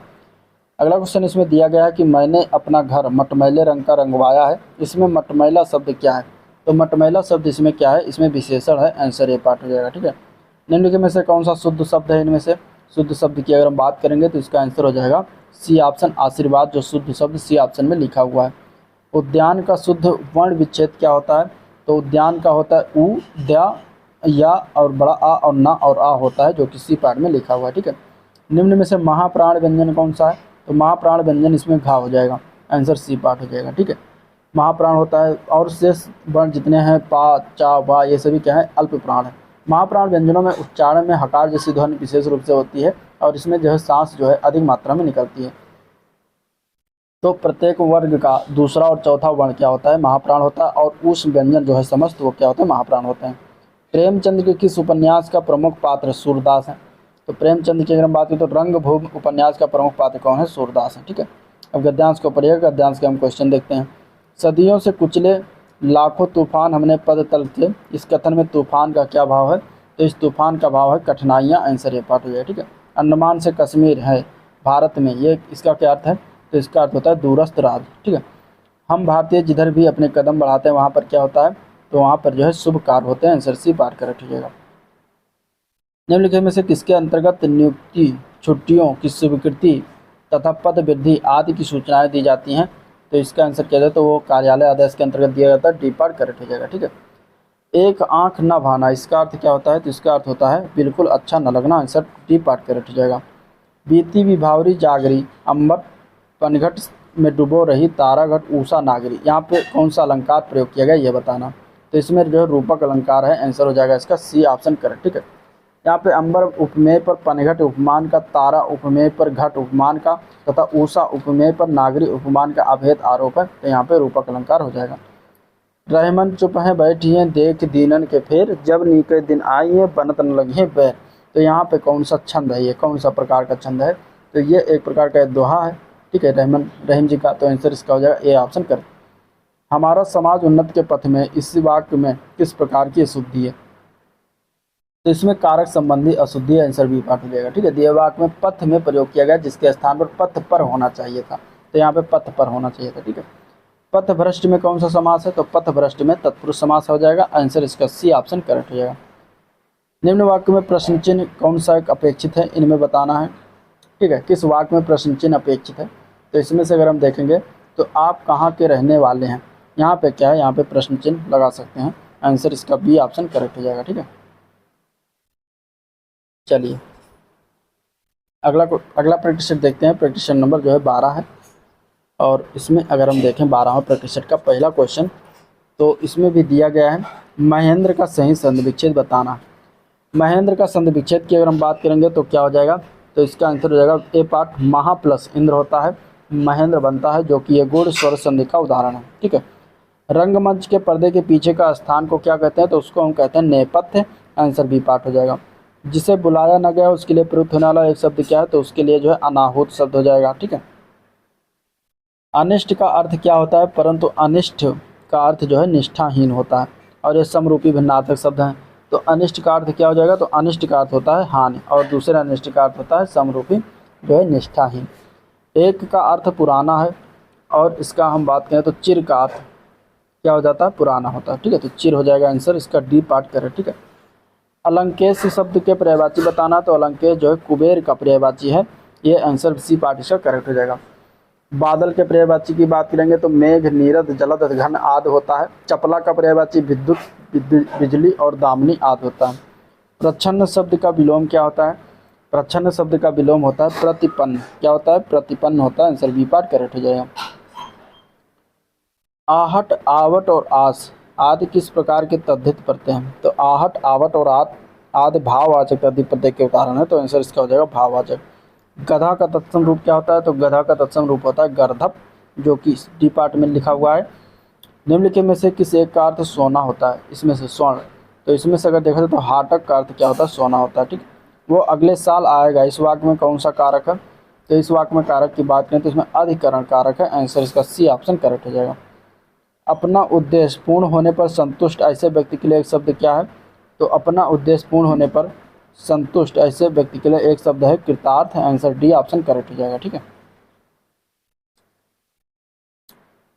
मुझसे खड़ा भी हुआ नहीं जाता, इस वाक्य में कौन सा वाच्य होगा, तो इस वाक्य में अगर हम बात करें तो इसमें भाववाच्य का उदाहरण है। आंसर इसका ए पार्ट करेक्ट हो जाएगा। अगला क्वेश्चन है, दिए गए विकल्पों में से वधु का बहुवचन कौन सा है, तो इनमें से वधु का बहुवचन होता है वधुएं। आंसर इसका हो जाएगा जो है ए पार्ट करेक्ट, वधुएं होता है। निम्नलिखित में से दाता शब्द का स्त्रीलिंग शब्द चुनना है, तो दाता का स्त्रीलिंग होता है दात्री। आंसर डी पार्ट हो जाएगा। दिए गए किसी शब्द गुणवाचक विशेषण के प्रकार हैं, जैसे कि अक्षा, दानी, न्याय और कृपालु, ये किस प्रकार के गुणवाचक विशेषण है, तो ये गुणबोधक जो है विशेषण के प्रकार हो जाएंगे। निम्नलिखित में से शुद्ध वर्तनी वाला शब्द कौन सा है इनमें से, तो इनमें से शुद्ध वर्तनी वाला जो डी पार्ट दिया गया उच्छृंखल, तो ये सही रूप से लिखा हो, बाकी सारे गलत हैं। ठीक है। काकल्य वर्ण कौन सा होता है, अगला क्वेश्चन बताना है, तो हा वर्ण जो होता है ये काकल्य वर्ण का उदाहरण है। आंसर इसका क्या हो जाएगा, काकल्य ध्वनि हा वर्ण होता है। आंसर सी पार्ट करेक्ट है। गुनाहों के देवता के लेखक कौन है, तो गुनाहों के देवता के लेखक हैं धर्मवीर भारती। ठीक है, एक उपन्यास है। आंसर इसका ए पार्ट करेक्ट रहेगा। गद्यांश को पढ़िएगा। क्वेश्चन की तरफ चलते हैं। प्रेम की भाषा, प्रेम की भाषा का क्या अर्थ है, तो प्रेम की भाषा का अर्थ होता है शब्द रहित। ठीक है, आंसर इसका डी पार्ट करेक्ट हो जाएगा। अरण्य का शाब्दिक अर्थ क्या होता है, तो अरण्य का शाब्दिक अर्थ जंगल होता है। आंसर इसका बी ऑप्शन करेक्ट है। अगला क्वेश्चन इसमें यत्न से क्या आशय है, यत्न से आशय की अगर हम बात करेंगे तो इसका आंसर क्या हो जाएगा, तो इसका आंसर हो जाएगा सी पार्ट प्रयास। ठीक है, आंसर क्या हो जाएगा सी पार्ट प्रयास। अधिसूचना का प्रयोग किस क्षेत्र में नहीं किया जाता, तो अधिसूचना का प्रयोग अगर हम देखेंगे तो कर्तव्य क्षेत्र में नहीं करते। ठीक है। अपना राग अलापना, इस मुहावरे का क्या अर्थ है, तो इसका अर्थ होता है अपनी ही बात कहते रहना। आंसर ए पार्ट करेक्ट हो जाएगा। अगला क्वेश्चन है, मुख कमल समीप सजे थे दो किसले दल पुरैन के, इसमें कौन सा अलंकार है, तो इसमें अगर हम बात करेंगे तो इसमें रूपक अलंकार का प्रयोग किया गया। आंसर ए पार्ट हो जाएगा। ठीक है, जहाँ मुख कमल अर्थात मुख रूपी कमल में रूपक अलंकार हो जाएगा। ठीक है, तो आंसर इसका क्या हो जाएगा, रूपक हो जाएगा। दोहा के प्रथम चरण में कितनी मात्राएं होती हैं, तो दोहा के प्रथम चरण में 13 मात्राएं होती हैं। आंसर सी ऑप्शन करेक्ट है। ठीक है, दोहा जो है एक अर्ध सम मात्रिक छंद है। इसके प्रथम और तीसरे चरण में क्या होती है, 13 मात्राएं होती हैं, और दूसरा और चौथा चरण अगर पूछा जाएगा तो उसमें 11 मात्राएं होती हैं। शांत रस का स्थायी भाव क्या है, शांत रस का स्थायी भाव निर्वेद है। आंसर ए पार्ट करेक्ट है, निर्वेद। ठीक है। अगला क्वेश्चन देखते हैं, तो शायद पिताजी आ जाएं, इसमें किस प्रकार का ये वाक्य है, तो इसमें अगर हम बात करें तो संदेहार्थक वाक्य है। ठीक है, आंसर इसका बी ऑप्शन हो जाएगा। यहाँ पे संदेह या संभावना की व्यक्त होती हो, वहाँ पे संदेह वाचक वाक्य होता है। अब यहाँ पे शायद लगा हुआ, तो शायद मतलब कि संदेह व्यक्त किया जा रहा है, तो यहाँ पे संभावना व्यक्त किया जा रहा है, तो आंसर इसका हो जाएगा बी पार्ट करेक्ट। मुंह तोड़ शब्द में कौन सा समास है, तो मुंह तोड़ में यानी कि मुंह को तोड़ने वाला, तो यहाँ पे हो जाएगा तत्पुरुष समास। आंसर इसका ए ऑप्शन करेक्ट है। गोद में सोने वाली स्त्री के लिए एक शब्द में क्या प्रयोग करते हैं, तो उसको हम कहते हैं अंकशायनी। क्या कहते हैं, अंकशायनी कहते हैं। तो आंसर इसका अंकशायनी हो जाएगा, जो कि ए पार्ट में दिया गया है। ठीक है, आंसर क्या हो जाएगा, अंकशायनी, जो कि ए पार्ट में दिया गया है। अब प्रैक्टिशन नंबर 13 देखते हैं। किस शब्द में विसर्ग संधि है इनमें से, तो विसर्ग संधि की अगर हम बात करेंगे तो दुष्कर शब्द जो दिया गया है डी पार्ट, इसमें क्या है, विसर्ग संधि है। तो आंसर इसका हो जाएगा दुष्कर। दुष्कर का अगर हम संधि विच्छेद करते हैं तो दुह प्लस कर आता है, यहाँ पे विसर्ग बिंदु लग जाता है, तो विसर्ग संधि का उदाहरण हो जाएगा। बिना पलक झपकाए के लिए एक शब्द कौन सा है, तो बिना पलक झपकाए के लिए निनिर्मेष शब्द होता है। आंसर सी ऑप्शन करेक्ट हो जाएगा। ठीक, निनिर्मेष मीन्स बिना पलक झपकाए। इच्छा रहित मतलब निःस्पृह, और विकार रहित मतलब निर्विकार। जो स्त्री सूर्य भी न देख सके उसके लिए एक शब्द क्या है, तो उसको हम कहते हैं असूर्यम पश्या। ठीक है, आंसर इसका डी ऑप्शन करेक्ट है। कनक धतूरा, इसका अर्थ क्या होता है, तो कनक धतूरा का अर्थ सोना होता है, क्योंकि सोना को भी कनक कहा जाता है, और दूसरे कनक का अर्थ धतूरा होता है। तो यहाँ पे डी ऑप्शन करेक्ट हो जाएगा। ठीक है, जल प्राण पुत्र इस शब्द का अनेकार्थी है, तो तीनों शब्द जो है जीवन का अनेकार्थी है। आंसर हो जाएगा इसका डी ऑप्शन करेक्ट। पुलोमा का पर्यायवाची शब्द क्या है, तो पुलोमा का पर्यायवाची शब्द है शची। आंसर ए पार्ट हो जाएगा। ठीक है, शची, इंद्राणी, इंद्रा, ये सब पुलोमा के पर्यायवाची हैं। उमा जो है पार्वती, गौरी, शिवा, भवानी, दुर्गा, गिरजा, कुमारी, सती, शैल, सुता, ये सब पार्वती के, उमा के जो है पर्यायवाची हैं। ठीक है, कंज की बात करेंगे तो कंज जो है ये कमल का पर्यायवाची है। ठीक है, राजीव, ताम्र, सिंदीवर, पंकज, अम्बुज, पुंडरीक, सरोरुह, जलज, नीरज, कोकनद, नलिन, ये सब पंचसर कंज के जो है पर्यायवाची। पंचसर जो दिया गया है ये जो है कामदेव का पर्यायवाची है। ठीक है, कामदेव का पर्यायवाची। मदन, मनोभव, मार, मनसिज, कंदर्प, अनंग, मनोज, मयन, पुष्प, धनवा, केतन, ये सब पंचसर के पर्यायवाची। आविर्भाव शब्द का विलोमार्थी क्या है, तो आविर्भाव शब्द का विलोमार्थी है तिरोभाव। Answer C option correct. Pandav शब्द में कैसा प्रत्यय है, तो पांडव शब्द में जो है तद्धित प्रत्यय है। आंसर बी पार्ट हो जाएगा। निम्नलिखित में से एक शब्द फारसी भाषा का है, इनमें से कौन सा शब्द फारसी भाषा का है, तो वो हो जाएगा मुर्गा शब्द। ठीक है, आंसर डी पार्ट हो जाएगा। मुर्गा क्या है, फारसी भाषा का शब्द। गोबर का तत्सम रूप क्या है, तो उसका आंसर हो जाएगा बी पार्ट, गोमय। ठीक है, प्रयोग के आधार पर शब्द के कितने भेद हैं, तो दो भेद हैं। आंसर ए पार्ट हो जाएगा, विकारी शब्द और अविकारी शब्द। ये ताले की चाबी रेखांकित में से कौन सा कारक है, तो इसका आंसर हो जाएगा ए ऑप्शन, संप्रदान कारक। आंसर क्या हो जाएगा, ए ऑप्शन, संप्रदान कारक। शायद कल बाजार बंद रहेगा, इसमें कौन सा भविष्य काल है, में कौन सा भविष्य काल है। ठीक है, शायद जो है भविष्य काल में ही, लेकिन कौन सा भविष्य काल है ये बताना। तो इसमें देखा जाए तो संभाव्य भविष्य काल का उदाहरण है। आंसर इसका जो हो जाएगा सी पार्ट। ठीक है, निम्न में से कौन सा स्त्रीलिंग शब्द है, इनमें से स्त्रीलिंग शब्दों की बात करेंगे तो इसमें रचना शब्द क्या है, स्त्रीलिंग है। नीली साड़ी में कौन सा विशेषण है, तो नीली साड़ी में अगर हम बात करेंगे तो इसमें जो है गुणवाचक विशेषण है। इनमें से कौन सा गुणवाचक विशेषण हो जाएगा। ठीक है, चलिए, इनमें से कौन सा शब्द जो है भाववाचक संज्ञा नहीं है, तो इनमें से कौन सा शब्द भाववाचक संज्ञा नहीं है, तो सोना शब्द जो है वो भाववाचक संज्ञा शब्द नहीं होता। ठीक है, निम्नलिखित में से वर्तनी शुद्ध अशुद्ध है, इनमें से किसका, तो शुश्रूषा जो लिखा हुआ है बी पार्ट में ये अशुद्ध वर्तनी लिखा हुआ है, बाकी सारे सही हैं। ठीक है, रा का विवरण बताना है कि किस प्रकार होता है रा का विवरण।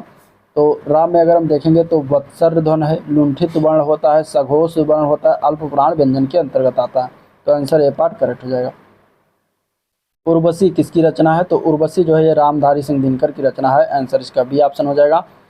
अब इसके बाद 20 से 22 क्वेश्चन, इसको गद्यांश को पढ़िएगा। हम क्वेश्चन की तरफ चलते हैं। कौन सी समस्या भारत को घुन की तरह खाया जा रही। अब इस गद्यांश के अनुसार अगर हम देखेंगे तो इसका आंसर हो जाएगा सी पार्ट, बेकारी की समस्या। ठीक है, आज की शिक्षा प्रणाली में किसका अभाव है, तो गद्यांश के अनुसार अगर हम देखेंगे तो व्यवहारिक ज्ञान का अभाव होता है। बेकारी की समस्या का एकमात्र कारण कौन सा है, तो बेकारी समस्या का एकमात्र कारण की अगर हम बात करेंगे तो इसका आंसर क्या हो जाएगा, ए पार्ट हो जाएगा, शिक्षा प्रणाली जो होता है वो एकमात्र कारण है।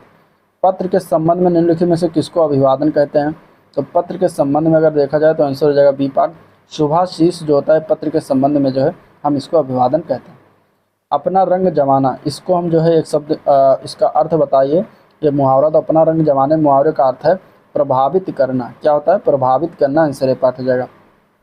चिरजीवो जोरी जुरे क्यों न स्नेह गंभीर को घटिए वृषभान जा वह हलधर के वीर, इसमें कौन सा अलंकार है, तो इसमें अलंकार की बात करें तो यहाँ पे श्लेष अलंकार हो जाएगा। आंसर सी पार्ट हो जाएगा। श्लेष अलंकार क्या होता है कि जहाँ पर किसी शब्द के एक बार प्रयुक्त होने पर उसके एक से अधिक अर्थ हो, वहाँ पे श्लेष अलंकार होता है। यहाँ पे वृषभानुजा जो लाया है ये एक शब्द है, लेकिन इसमें क्या है, इसके अनेक शब्द अर्थ निकलते हैं। ठीक है, प्रथम वृषभानुजा अर्थात वृषभानु की पुत्री राधा का बोध होता है, और दूसरा वृषभानुजा यानी कि बैल की बहन गाय का बोध होता है। चलिए, सोरठा के प्रथम चरण में कितनी मात्राएं होती हैं? तो सोरठा के प्रथम चरण में 11 मात्रा होती है, आंसर बी पार्ट हो जाएगा। ठीक है, पहला और तीसरा चरण में 11 मात्राएं और दूसरा और चौथा चरण में 13 मात्राएं, यानी कि ये दोहा का जस्ट उल्टा होता है। निम्न में से किस शुद्ध वाक्य पहचानना? इनमें से शुद्ध वाक्य की बात करेंगे तो इसका आंसर हो जाएगा सी पार्ट। ठीक है, कितना घृणित दृश्य है, ये जो है शुद्ध रूप से लिखा है, बाकी सारे गलत लिखे हुए हैं। अगला क्वेश्चन है कि लिंग की दृष्टि से अशुद्ध वाक्य इसमें बताइए। तो आपकी चरित्र अच्छी है, ये गलत है। ठीक है, यहाँ पे अगर हम देखा जाए तो आपका चरित्र अच्छा है होना चाहिए था, जो कि सही हो जाता। ठीक है, तो यही बी पार्ट अशुद्ध है, बाकी सारे सही हैं। अगला क्वेश्चन है कि सत सही में कौन सा समास है? सत सही में अगर हम समास की बात करें तो इसमें समास आ जाएगा जो है द्विगु समास, आंसर बी पार्ट हो जाएगा। ठीक है, जहाँ पे पहला पद संख्यावाची होता है वहाँ पे द्विगु समास होता है। जिसके बिना कार्य न चल सके उसके लिए समूह के लिए शब्द क्या है? तो उसके लिए शब्द है जो है बी पार्ट अपरिहार। क्या है? बी पार्ट अपरिहार हो जाएगा। अब प्रश्न नंबर 14 का हम देखेंगे। क्वेश्चन नंबर 1, बाजारूपन का सही संधि विच्छेद बताना। यहाँ पे क्या हो जाएगा? ठीक है, बाजारूपन का सही संधि विच्छेद बताना क्या हो जाएगा? तो बाजारूपन का सही संधि विच्छेद हो जाएगा आंसर ए पार्ट, बाजार प्लस हु प्लस पन, इसका जो है सही संधि विच्छेद बनता है आंसर। अगला क्वेश्चन है कि जिसे किसी वस्तु की स्पृहा न हो उसे के लिए वो एक शब्द क्या कहेंगे? तो उसको हम एक शब्द में कहते हैं निःस्पृह। ठीक है, क्या कहते हैं? निःस्पृह कहते हैं। गुरु के समीप रहकर शिक्षा ग्रहण करने वाला के लिए एक शब्द क्या है? तो उसके लिए एक शब्द है अंतेवासी। क्या है? एक शब्द अंतेवासी। ठीक है, अन्न और अन्य शब्द सही युग का सही अर्थभेद का चयन करना है इनमें से। तो अन्न का अर्थ होता है अनाज और दूसरा अन्न का अर्थ होता है दूसरा। ठीक है, तो अनाज और दूसरा हो जाएगा आंसर इसका ए ऑप्शन करेक्ट। अक्ष का अनेकार्थी शब्द बताना है। अक्ष का अनेकार्थी शब्द क्या होता है? तो अक्ष का अनेकार्थी शब्द होता है धुरी, आंसर ए पार्ट हो जाएगा। ठीक है, मीमांसा का सही संधि विच्छेद शब्द क्या है? तो मीमांसा का संधि विच्छेद होता है जो है समालोचन। क्या होता है? समालोचन होता है, सी पार्ट करेक्ट हो जाएगा। आविर्भूत का सही शब्द विलोम बताना, सही शब्द विलोम। तो आविर्भूत का होता है तिरोभूत, आंसर सी पार्ट हो जाएगा। प्रत्यय रहित शब्द बताना, इनमें से किसमें प्रत्यय प्रयोग नहीं किया गया है? तो मर्मज्ञ, वैज्ञानिक, कृपाल, इन तीनों में प्रत्यय प्रयोग है, लेकिन अनुवाद में प्रत्यय प्रयोग नहीं किया गया। ठीक है, तो अनुवाद जो हो जाएगा इसका राइट आंसर हो जाएगा। ठीक है, अगला क्वेश्चन है कि किस शब्द में तद्भव शब्द है, इनमें से कौन सा? तो इनमें से जमुना शब्द जो लिखा हुआ यह तद्भव शब्द है। ठीक है, जमुना का तत्सम होता है यमुना। अर्थ के आधार पर शब्द कितने प्रकार के होते हैं? तो अर्थ के आधार पर शब्द जो होते हैं वो 4 प्रकार के होते हैं। एकार्थी शब्द, अनेकार्थी शब्द, समानार्थी अथवा पर्यायवाची शब्द और विलोम शब्द। राजा ने ब्राह्मण को धन दिया। ठीक है, राजा ने ब्राह्मण को धन दिया, वाक्य में रेखांकित कारक बताना है, कौन सा कारक हो जाएगा? तो इसमें सी पार्ट से ही। ठीक है, संप्रदान कारक इसके अंतर्गत आएगा। अगला क्वेश्चन देखते हैं। तो इसमें दिया गया कि निम्नलिखित में से कौन सा शब्द स्त्रीलिंग है? तो स्त्रीलिंग शब्दों की अगर हम बात करेंगे तो इसका आंसर क्या हो जाएगा? आंसर हो जाएगा इसका बी पार्ट। सुंदरता शब्द क्या होता है? स्त्रीलिंग होता है। ठीक है, निम्न में से प्रेरणार्थक क्रिया कौन सा है? तो प्रेरणार्थक क्रिया की बात करें तो गिराना शब्द क्या होता है? प्रेरणार्थक क्रिया के अंतर्गत आता है। गुणवाचक विशेषण के कितने भेद हैं? तो गुणवाचक विशेषण के भेदों की बात करें तो 7 भेद आते हैं, आंसर डी पार्ट हो जाएगा। ठीक है, 7 भेद होते हैं। नेक्स्ट क्वेश्चन है वर्तनी की दृष्टि से निम्नलिखित में से कौन सा शब्द सही है? तो वर्तनी की दृष्टि से शब्द सही की बात करेंगे तो इसका आंसर क्या हो जाएगा? तो इसका आंसर हो जाएगा बी पार्ट। स्वातंत्र जो लिखा हुआ है ये सही रूप से लिखा हुआ, बाकी सारे गलत हैं बी पार्ट में जो लिखा हुआ है। स्पर्श व्यंजन, कंठध्वनि और अघोष और महाप्राण ध्वनि, इनमें से कौन सा एक है? तो ये सभी जो है अगर हम बात करें तो खा शब्द के लिए इस्तेमाल होता है। खा की अगर हम बात करें तो महाप्राण ध्वनि है, अघोष व्यंजन है, कंठ ध्वनि है और स्पर्श व्यंजन के अंतर्गत आता है। भारतीय संविधान में हिंदी भाषा को मान्यता कब प्रदान किया गया? तो ये प्रदान किया गया है 14 सितंबर 1949 को। तो आंसर इसका क्या जाएगा? ए पार्ट करेक्ट हो जाएगा। ठीक है, हिंदी के संबंध में भारतीय संविधान में भाग 17 में अनुच्छेद 343 से 351 तक की व्यवस्था की गई है। सूर्यकांत त्रिपाठी निराला को कैसा कवि माना जाता है? तो सूर्यकांत त्रिपाठी को क्रांतिकारी कवि माना जाता है, आंसर ए पार्ट हो जाएगा। ठीक है, पद्यांश दिया गया, इसको पढ़िएगा। इसके हम चलते हैं क्वेश्चन की तरफ। इस काव्यांश में किसे महत्व दिया गया है? तो जब आप पढ़ेंगे तो आपको पता चलेगा कि इस काव्यांश में चरित्र एवं स्वभाव का महत्व दिया गया है। निम्न में से कौन सा बड़प्पन शब्द में प्रत्यय? इनमें से तो वो है पन। पन शब्द क्या है? प्रत्यय है बड़प्पन में। निम्न में से फूल शब्द का पर्यायवाची कौन सा है? तो फूल शब्द का पर्यायवाची इनमें से प्रसून हो जाएगा, आंसर ए पार्ट हो जाएगा। ठीक है। व्यक्तिगत पत्र किनके मध्य लिखा जाता है? तो व्यक्तिगत जो पत्र होते हैं वो सगे संबंधी मित्रों के मध्य लिखते हैं, तो आंसर सी पार्ट करेक्ट हो जाएगा। अगला क्वेश्चन है, चमड़ी जाए पर तमड़ी न जाए, इस मुहावरे का क्या अर्थ होता है? तो इसका अर्थ होता है बहुत कंजूस होना। ठीक है, आंसर ए पार्ट हो जाएगा। कांठ की हांडी जो होती है वो काठ की हांडी बार बार नहीं चढ़ती, इसका क्या अर्थ होता है? तो इसका अर्थ होता है छल कपट का व्यवहार हमेशा नहीं चलता, आंसर डी ऑप्शन करेक्ट हो जाएगा। तरिन तटजा तट तमाल तरुअर बहुछाए, झुके कुल सो जल परसन हित मनहु सुहाए, इस कविता की दूसरी पंक्ति में कौन सा अलंकार है? यानी कि इस वाले में कौन सा अलंकार बताना है? तो इसमें अगर दूसरी पंक्ति में देखेंगे तो यहाँ पे उत्प्रेक्षा अलंकार हो जाएगा, आंसर सी पार्ट हो जाएगा। ठीक है, जहाँ में उपमेय में उपमान की संभावना कल्पना व्यक्त की जाए वहाँ पे उत्प्रेक्षा हो जाता है। और इस पंक्ति में अगर मन जनु जानो मनहु मानो निश्चय यू जो ये सब कहीं भी आ जाए तो वो क्या हो जाता है? वहाँ पे स्वयं ये पहचाने की ट्रिक है उत्प्रेक्षा को। निम्नलिखित में से कौन सा विकल्प रस के अंतर्गत नहीं आता? तो इनमें से व्यंग्य जो होता है वो रस के अंतर्गत नहीं आता। ठीक है। लिंग की दृष्टि से शुद्ध वाक्य कौन सा इनमें से? तो वो वाक्य है, आंसर इसका हो जाएगा बी पार्ट, आपकी नाक कट गई, ये शुद्ध रूप से लिखा, बाकी सारे गलत हैं। पेटिशन नंबर 15 को देखते हैं। इसके पहले क्वेश्चन की अगर हम बात करें तो दिया गया कि तद्धित का सही संधि विच्छेद क्या है? ठीक है, तद्धित का सही संधि विच्छेद बताना है कि इसका क्या होता है। देखिए इसका आंसर हो जाएगा जो है सी पार्ट। ठीक है, तत् प्लस हित, सी पार्ट में जो लिखा हुआ है ये सही रूप से लिखा हुआ है, तो सी पार्ट इसका जो है सही रूप से आंसर इसका हो जाएगा। ठीक है, तत् प्लस हित तद्धित होता है और ये एक व्यंजन संधि का उदाहरण है। खाद्य सामग्री जो यात्रा के समय रास्ते में उपभोग के लिए दिया जाता है उसके लिए एक शब्द क्या है? तो उसको हम कहते हैं पाथेय। ठीक है, तो कौन सा जोड़ा समरूपी भिन्नार्थक इनमें से? तो अवधि और अवधि शब्द जो है समरूपी भिन्नार्थक है। अवधि का अर्थ है काल समय और अवधि का अर्थ है अवध देशीय की भाषा। अंक शब्द के अनेकार्थी शब्द समूह का चयन करना इनमें से। तो अंक शब्द की अगर हम बात करेंगे तो गोद, संख्या और अध्याय ये सब जो है इसके अनेकार्थी शब्द हैं।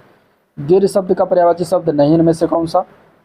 तो पर्वत होता है, अचल भी होता है, भूधर होता है, लेकिन पवन नहीं होता, तो बी पार्ट करेक्ट हो जाएगा। ठीक है, पवन जो है वायु, समीर, हवा, मारुत का पर्यायवाची होता है। धूसर किसका पर्यायवाची है? तो धूसर जो है गधा का पर्यायवाची होता है, गर्दभ का पर्यायवाची होता है, आंसर सी ऑप्शन करेक्ट हो जाएगा। धूमिल शब्द का विपरीत शब्द क्या है? तो धूमिल शब्द का विपरीत शब्द होता है उज्ज्वल, जो कि बी पार्ट में दिया गया है। ठीक है, औपचारिक शब्द में प्रत्यय कौन सा लगा हुआ है? तो औपचारिक में अगर हम देखेंगे तो इक प्रत्यय लगा हुआ है, सी पार्ट करेक्ट हो जाएगा। श्रृंगार शब्द का तत्सम रूप क्या होता है? तो श्रृंगार का तत्सम रूप होता है श्रृंगार, जो कि दिया गया है सी पार्ट में, सही है। ए राकेश यहाँ आओ, इस वाक्य में कौन सा कारक है? तो इस वाक्य में अगर हम देखेंगे तो इसमें संबोधन कारक, संबोधन व्यक्त हो रहा है, तो आंसर बी पार्ट हो जाएगा। ठीक है, जिसके सिर पर चंद्रमा उसके लिए एक शब्द क्या है? तो उसके लिए एक शब्द है चंद्रशेखर, आंसर इसका ए पार्ट हो जाएगा। विकल्पों में से स्त्रीलिंग शब्द का चयन करना है, तो इसमें हो जाएगा आंसर इसका बी पार्ट, अग्रजा। ठीक है, अग्रजा क्या है? स्त्रीलिंग शब्द है।